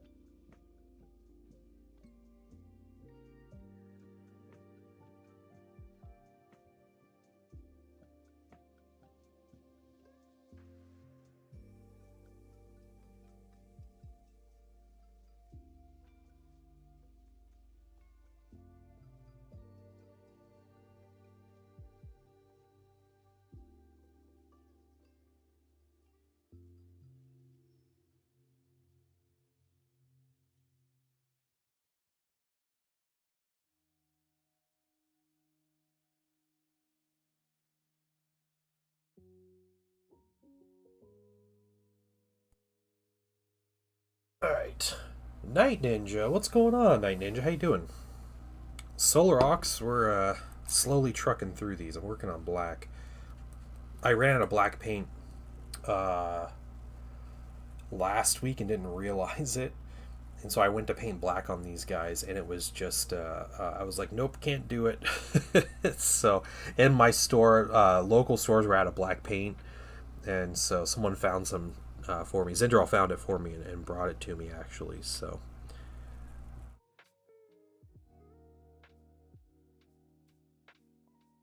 in the last week. But yeah, we're painting them up.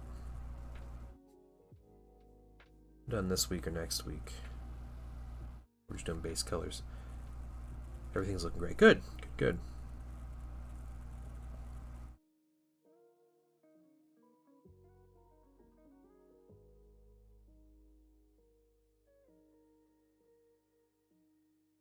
I was thinking colors on this mini because I know I have two. You have two of these guys already. So I was thinking because I did one with a lot of red, one with a lot of orange. I was thinking putting some purple on this guy. I don't know if purple would be a good like kind of tertiary color, kind of separate them out. I don't know how you feel about that, or I can just stick with the red and orange and just find a way to make it a little different. But if you have any input about that, by all means, let me know. Maybe that'll be black. Let's see. Let's take some look at a look at some of these colors here.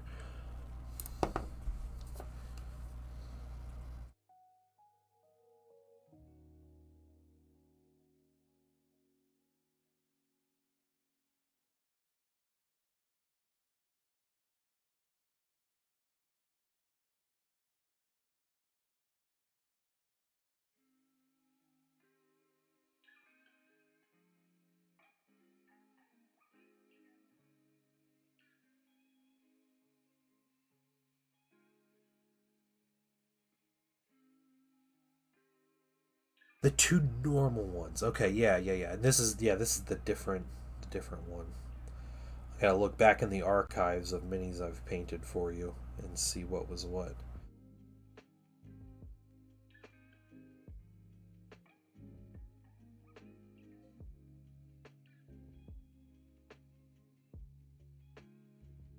Here we go. All right, got him. Yeah, there's the red one, the orange one. So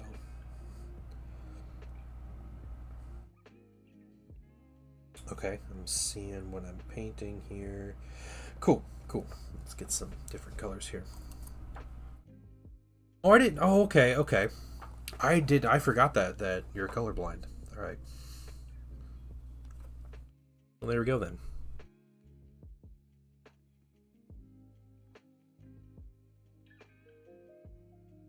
Someone suggested fuchsia earlier, so maybe I'll just paint a fuchsia. Yeah, some pink Votann.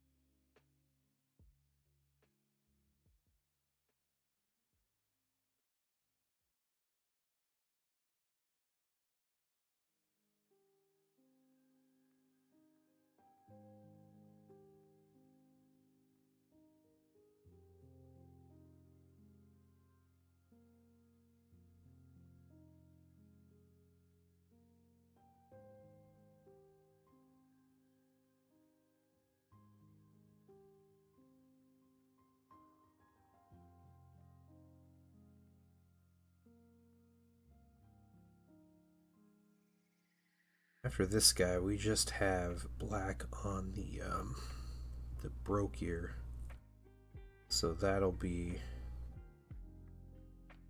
time consuming. There's only 6 of them, so and we'll figure out what we're gonna do on some of these other minis. Kind of see where we are for time. Getting these big colors done, really nice. Just sitting down and getting them all done in one session, really important. Thank you, thank you. Okay, yeah, I'm just messing up a bunch of stuff, aren't I? So Starving Fishman in YouTube saying Gesundheit every time I try to pronounce something.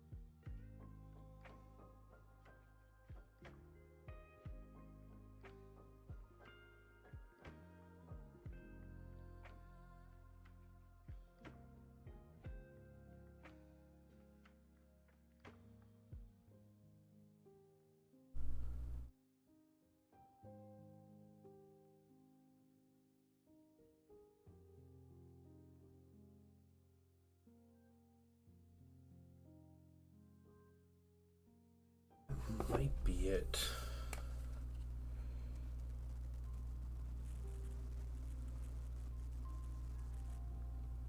For the black on these minis, I believe so. I believe so. So let's just stick with that. You know the bolter casing? Hold on.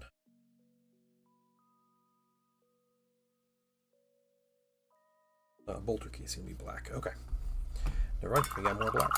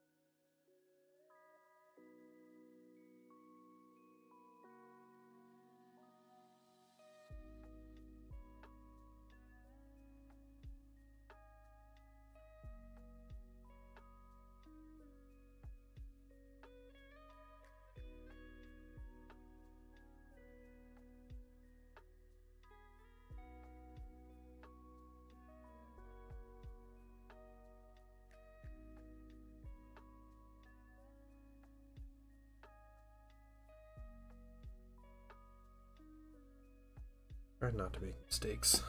Kind of are, though. It's alright. Oh, the Saturnine stuff. Classic Warhammer. Yeah. Yeah. Yeah, it's a little bit of like nostalgia bait, isn't it? The Saturnine. Saturnine is not my favorite, but I will get them. I will paint them. They'll go up on the shelf. It'll be cool. It's clean. It's cold. Now that's what I call high quality H2O. I will stretch and get a drink of water.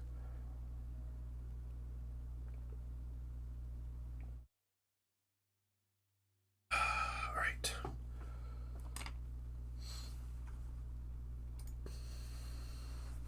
Okay.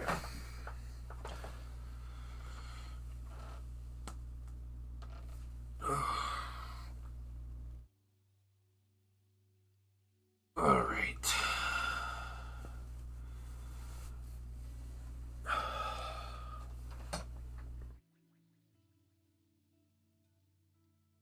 The extra shoulder pad dust storage. That's it. Yeah, I might do like kind of marble shoulder. They'll definitely be white. Like the shoulders will be white. I like the like color plates they did and everything.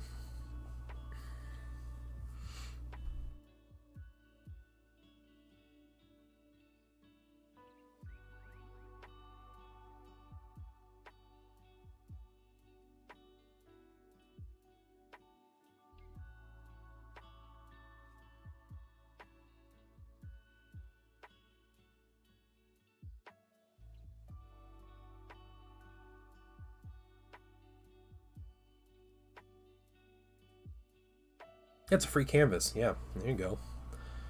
Darkness Box had any part and pattern but Mark 6, I would have bought it. That's fair. Yeah. Yeah, ultimately, Sir Stroming Fish, you're not going to make everyone happy with the box set, right? Like, I think that Age of Darkness box sold like crazy. I think it outdid any of their like projections with how well that box set did. But yeah, like, you know, they put Mark 3 in the set. There are going to be people who are like anything but Mark 3. They put Mark 2, it's going to be the same. Like any mark of armor, it's always going to be that. Because people have their preferences. So they kind of have to pick a direction and go with it. And I think going with Mark 6 was a smart decision over the others for a simple reason. Mark 6 is by far the easiest mark to paint. There's no trim. It's so easy to paint Mark 6 armor that you can get anybody and they can paint that set so quick because they're not painting trim on Space Marines. And that alone is probably the decision why Mark 6 was in that set. Because when you make that easy to paint, you get people sucked into this game.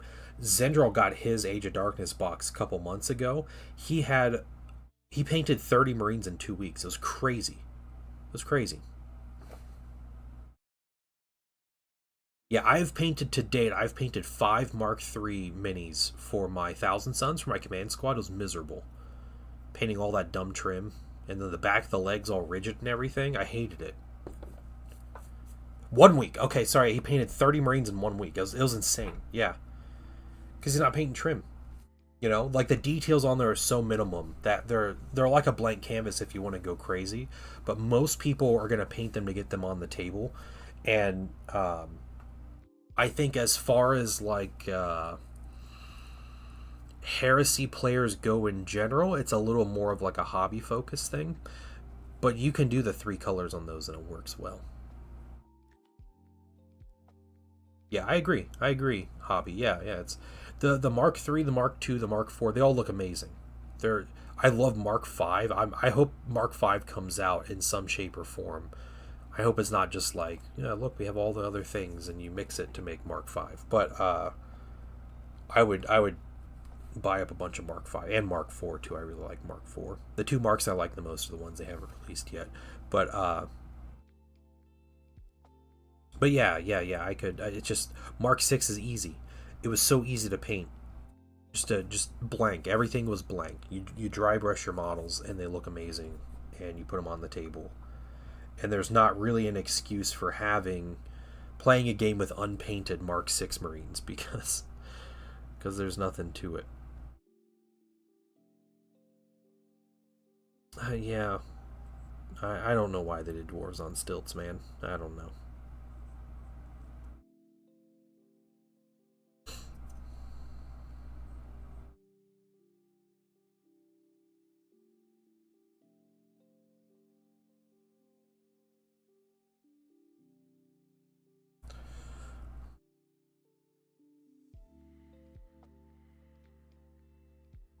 But yeah, I mean, Mark VI wouldn't be my first choice for armor, but I really enjoyed it. I have a lot of it. I maybe have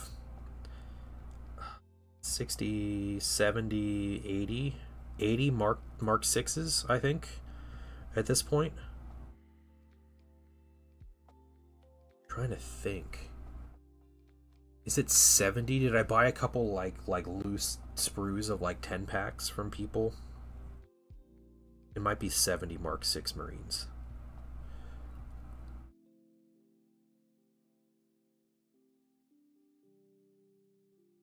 Yeah, these are the designated grocery shopping dwarves. Um, yeah, I'm excited. No, I'm about to get. I should end up with 50 Mark Twos, and I'm excited about that. I'm gonna work on printing shoulders for them. I'm gonna print a couple spare helmets. I have a lot of good Mark 2000 Suns helmets that look cool, and I'm gonna have some fun with like all that kind of stuff. Let's see, we're gonna do the bolter casing, all these little like bars right here.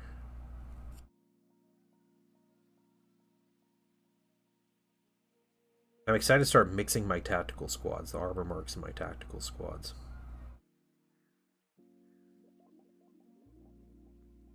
Oh, it was 1,000 Suns, not 2,000? Yeah, too bad. Not anymore.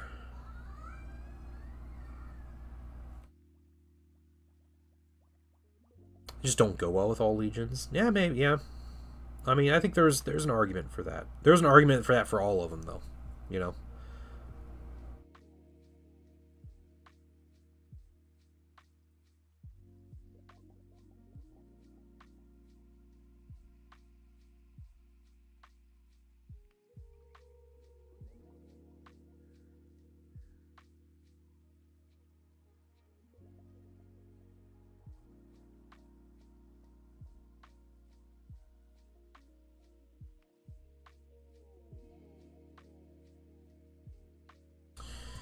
these power cables. I think I just paint them black. I think that's what I do.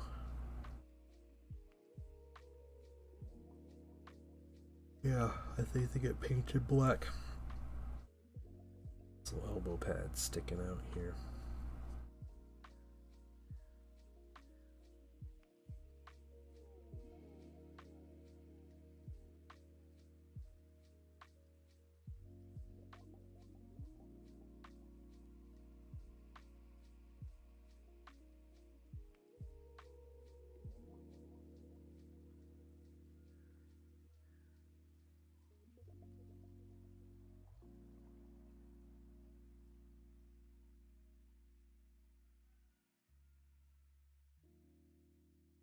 might as well.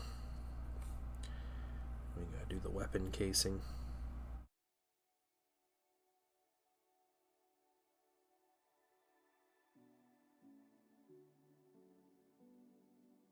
Salamanders, maybe realize I'll do 20 destroyers as Iron Hands, 20 Mark II as veterans. Yep. Oh, cool. That's cool. Come on in. Hello. Hello, painting son. How you doing? We are not here to paint. Okay. You just gonna hang out?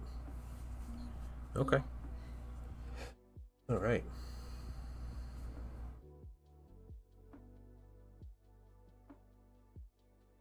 Did you close that door?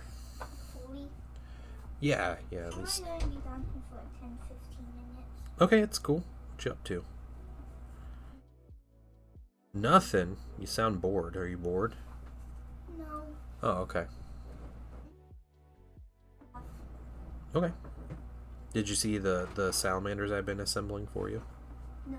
They're over in the box over here. They don't have shoulder pads on yet. They look so weird without shoulder pads. Yeah. Someone said great job on your salamanders that you painted. Oh, thanks. Yeah, Mark 6. Sweet. They're Mark 5. No, it's Mark 6 helmet. Oh, the Mark 6 helmet on the guy? Yeah. I like there's a bunch of Mark 5 helmets. Mm-hmm. And then I like the Mark 6 on it. I really like the Mark 2 like a lot. Cool. Yeah, there's a couple of the other ones, and then mostly just the straight up Mark 5 helmet.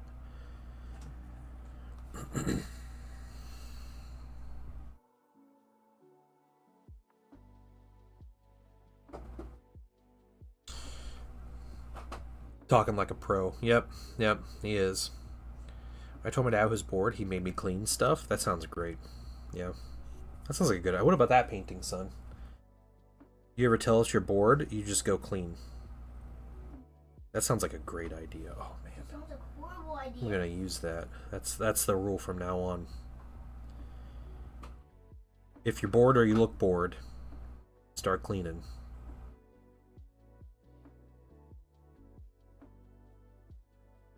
Alright, Hobby HD, you have a great day, and thank you. Thank you for the compliments to the painting, son. Oh, remember the Grogu I painted? I do. He's going to be painting his next squad soon, so... Remember the Grogu I painted a long time ago? I do remember that. I'm gonna bring him upstairs. Is he down here? Yeah. Oh, okay. It's in my box. Sure. How to never have a bored day in your life. Yeah, that's great. That's a great idea. I haven't ever thought of that.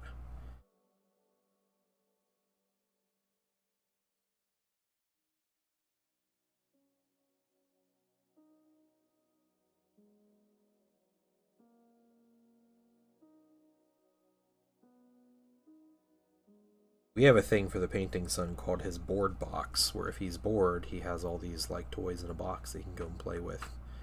He usually doesn't play with, but typically what happens when he's bored is he lays on the couch and does nothing, and then sighs.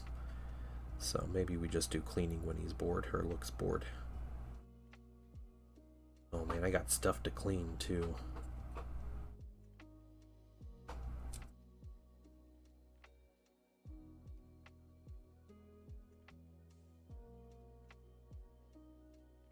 Mm-hmm.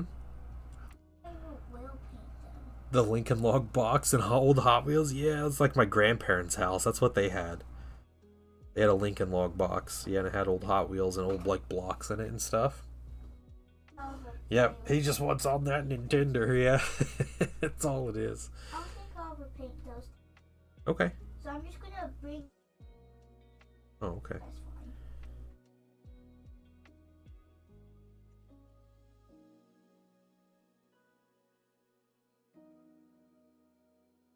Oh. No, go play with the minis you have upstairs, dude. We're gonna play with stuff upstairs. Play with stuff you have upstairs.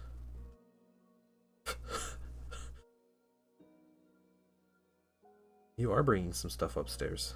Like what? Those tanks, you said. Yeah, but something that isn't realistic looks so good. Oh, So ready. let me see it. This guy looks... What makes K the best ninja? It's always silent and then, oh my goodness. Yep, there's a joke. Yeah, I mean, if you want to take him up, he's not ready, but he's on a weird base. Hey, Squirrel, what's up? Squirrel the Loath Cat, welcome in. Pretty quickly, never be bored. Yep. Okay. That's a good idea. Hey, what makes K the best ninja? It's always silent in the night. Okay, how do you spell night?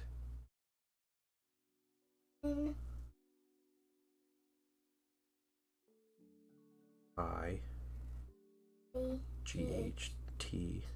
How do you spell knight as in a soldier knight? N. That's K. K-N. Yep. So K is silent in the night.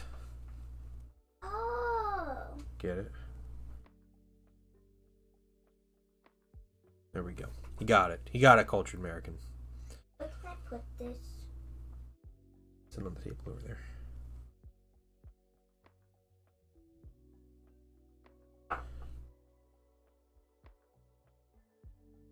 The click was worth it. Yep.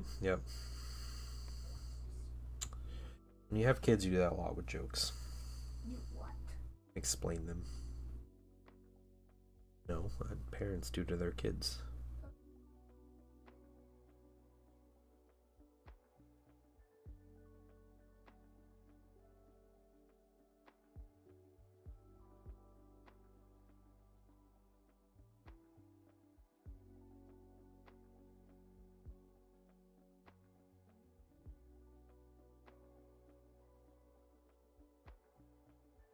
Something I hope for the inductee squads for Heresy.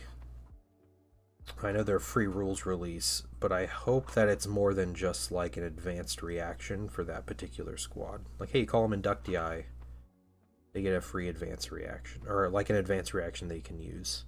And here's what it is. So they have the Legion's Auxilia, which is kind of lame, even though like some of them are really cool and thematic. I was hoping they would have like more rules to them. But the fact that you can combine them, with other stuff and everything is fine. But with the inductee, I hope they add some interesting and unique things to the rules to make them fun.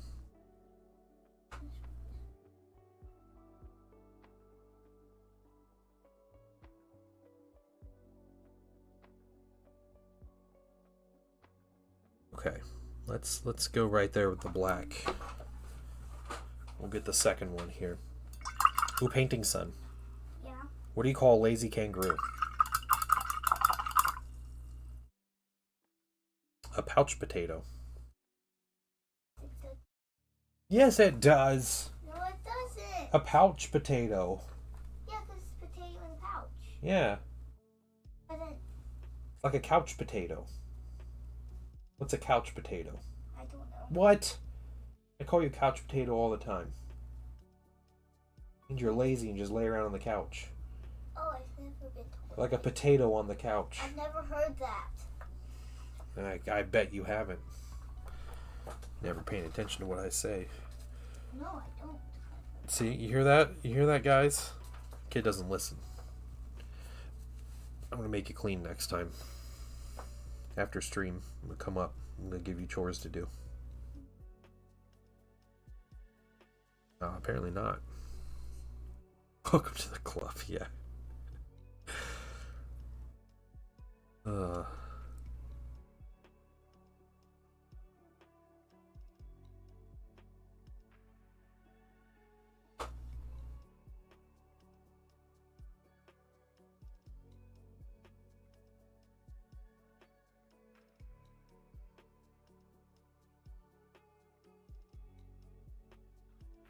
We play board games a lot in our house. And a lot of times, Painting Sun doesn't like playing board games with me. My wife says I play too hard, which normally I don't. I'm not playing hard or, going real hard into the games or whatever. But, yeah, it feels like I am because I win a bunch, right? Oh, yeah. Yeah. But Mama had a good... So, And then me and I took over. yes, so Zen struggles to beat me in games that we play too. But let's like Mario Party. Zen will come over and just win Mario Party. But So the other day, uh, Painting Wife has been teaching Painting Son Star Realms, which is a deck building card game. It's so fun. It's a really fun card game with like spaceships and stuff. It's a cool game. And the two of them were playing. And the Painting Wife went like full bore into this game. Like went straight up power combos, concentrating the deck, and like just completely demolishing Painting Son. Just yeah. I was being tortured. Yeah, he had quite the reaction, the Painting Son did. But it was funny though, because, I hear about this and then she's like, yeah, I'm gonna get this best card, I'm gonna get this one, yeah, I'm gonna get this, these good cards, and then she just goes nuts. The combo doing like 40 damage to him or whatever, and yeah, suffer and learn, right? That's my thing, I feel like I'm not gonna completely dumb down how I play to play with the Painting Son, because I think that's demeaning, like I'll give them second chances and we'll, do things. They'll explain what I'm doing, but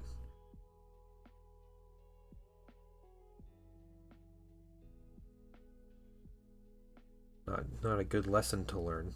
Everybody just lets you win all the time, right, Painting Son? Yeah.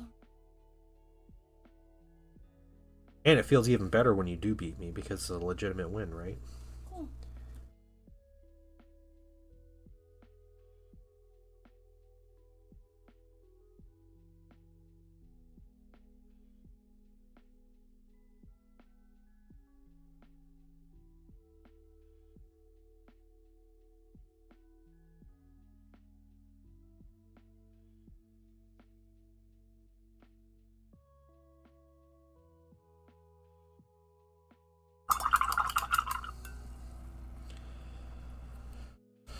Put some more black paint down. How much black paint does it take?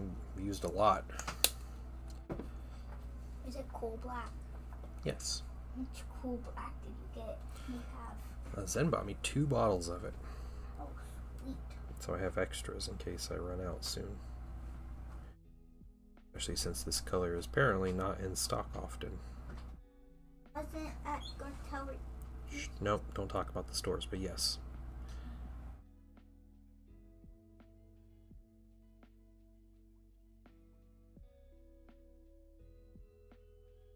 Was it any of the stores we checked?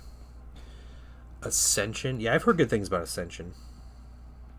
We don't usually play like card games. It's not like our thing unless it's like Uno or whatever. But Star Realms, for some reason, was just a game that, like, I like the look of it, and like the setting is cool and everything, and it's fairly simple and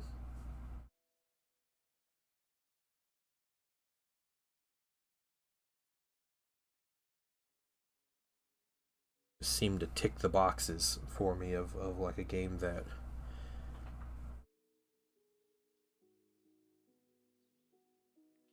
I would seem to enjoy. So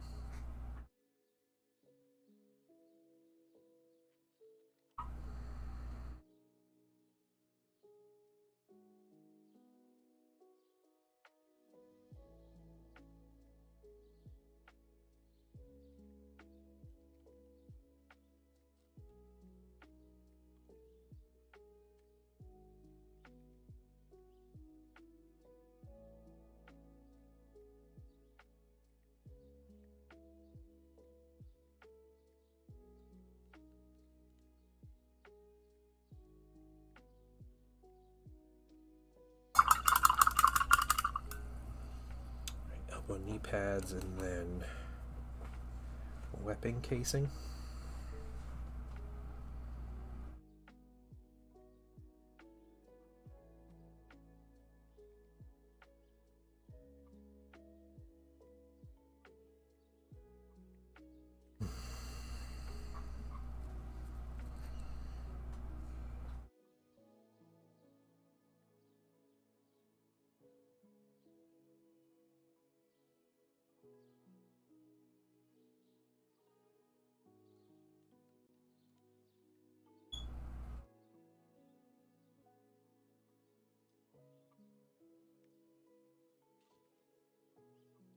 Charles, you want to play more than 2 people gets weird. Yeah, I bet. Yeah.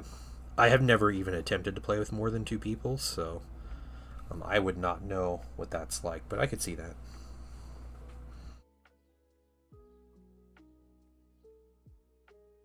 Upstairs, everybody. All right, see you painting, son.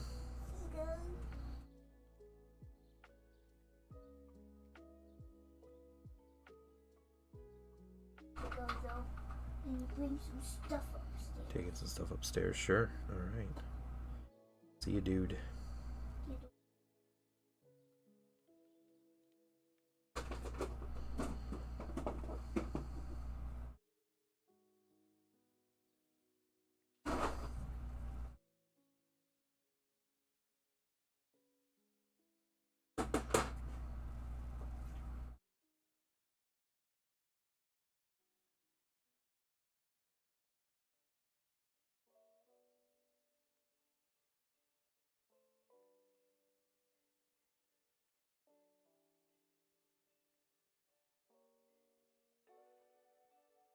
Yeah, man.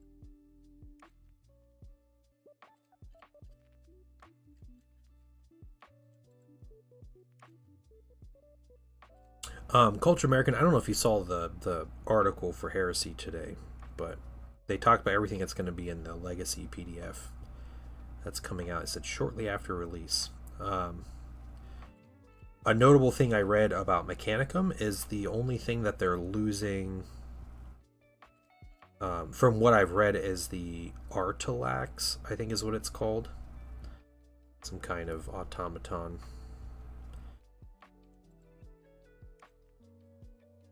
But that's also something that's never had a mini, so.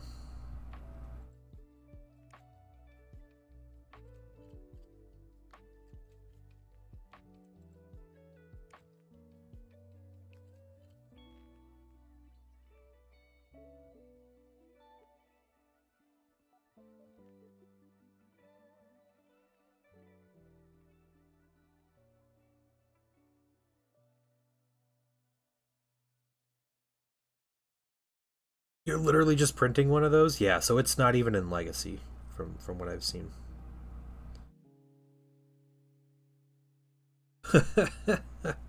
That's bad timing.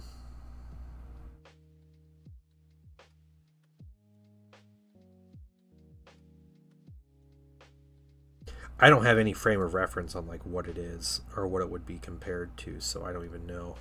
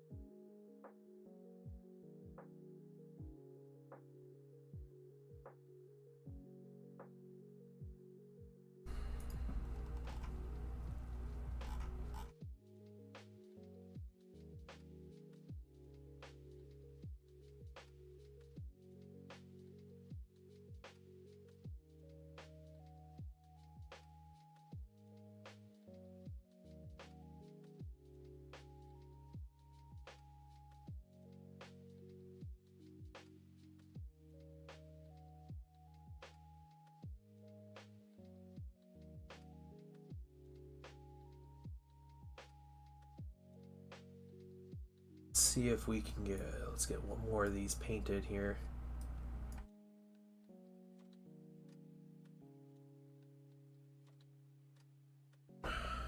This guy. Domitars are jump packs. Oh, okay. They have them in Legions Imperial. That's interesting. They're an Imperialis and not in Heresy then, huh?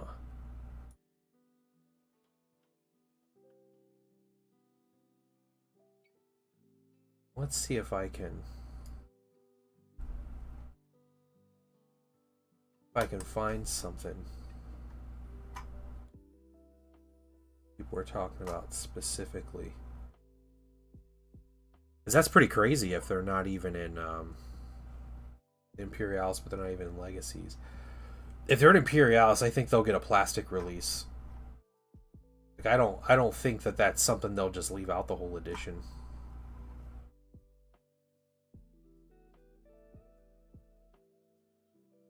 Scrolling through pages of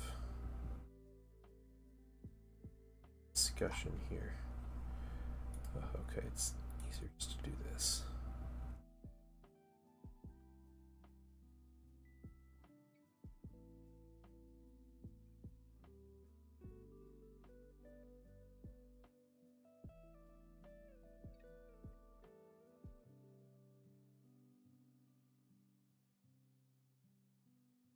Yeah, people seem people seem like that the Artilax is actually coming into the rules. It's just not.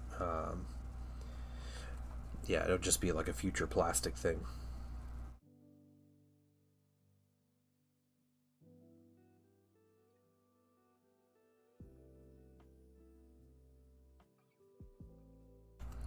Yeah, jump pack robots sound terrifying.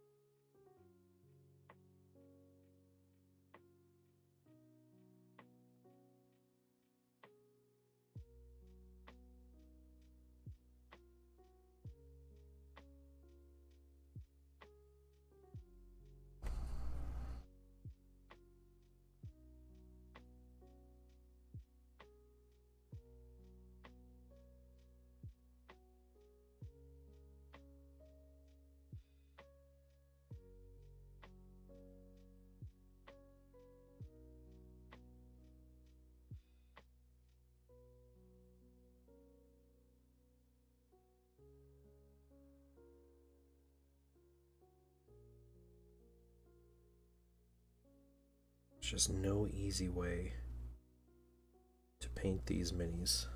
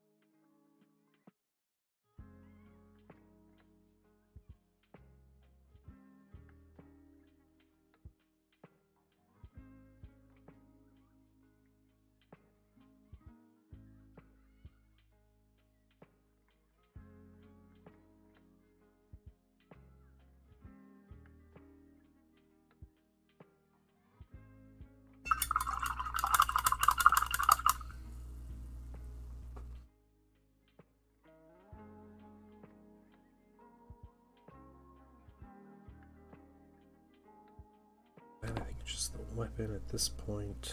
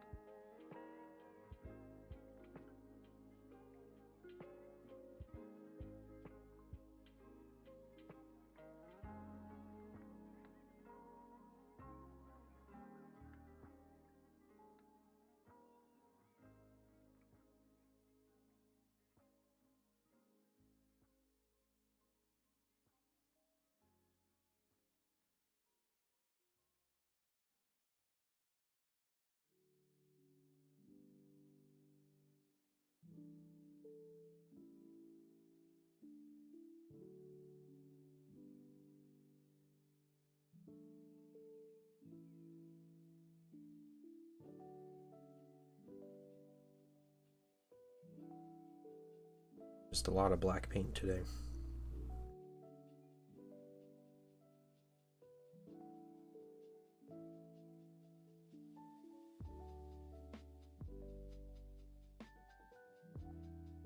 It's the name of the game on these. There's 3 or 4 really big colors on everything, and it's just a bunch of accents, but the big colors are all pretty evenly distributed with a lot of these minis, so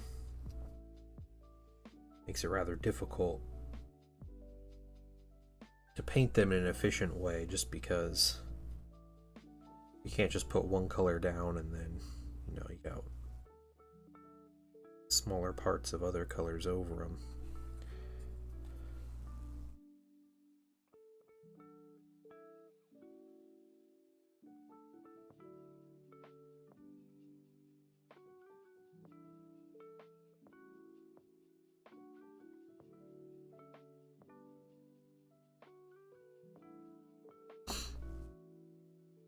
Alright, so we put the black on this mini. Again, you know, eventually we'll go through, but yeah, black is done. We'll go through, and when we're calling it that we're done with the base colors, we'll make sure we got everything on everywhere we need.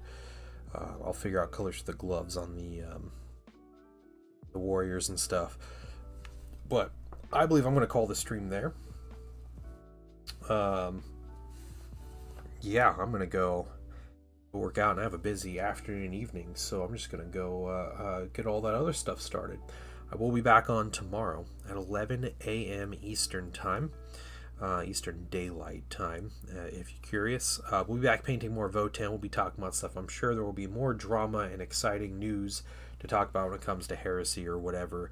And then Friday, I'm going to talk to Zen. I don't know if he's hanging out. He says he's in a meeting right now, but I'm going to hang out with Zen, and I might see if he wants to stream, and just if we just want to stream and talk about the announcement, the GW announcement stream. Maybe we'll do a little watch along kind of thing during that, if that's something that interests you guys. But I'll give you news on that. I'll let you know what we decide there. But that's kind of the plan. But Mr. Stroming Fish, thank you for coming in. Thank you guys for coming to hang out. And thanks for keeping me company. Thanks for the discussion. It was a lot of fun. It was a great stream today. And I will see you all tomorrow. Bye, everybody.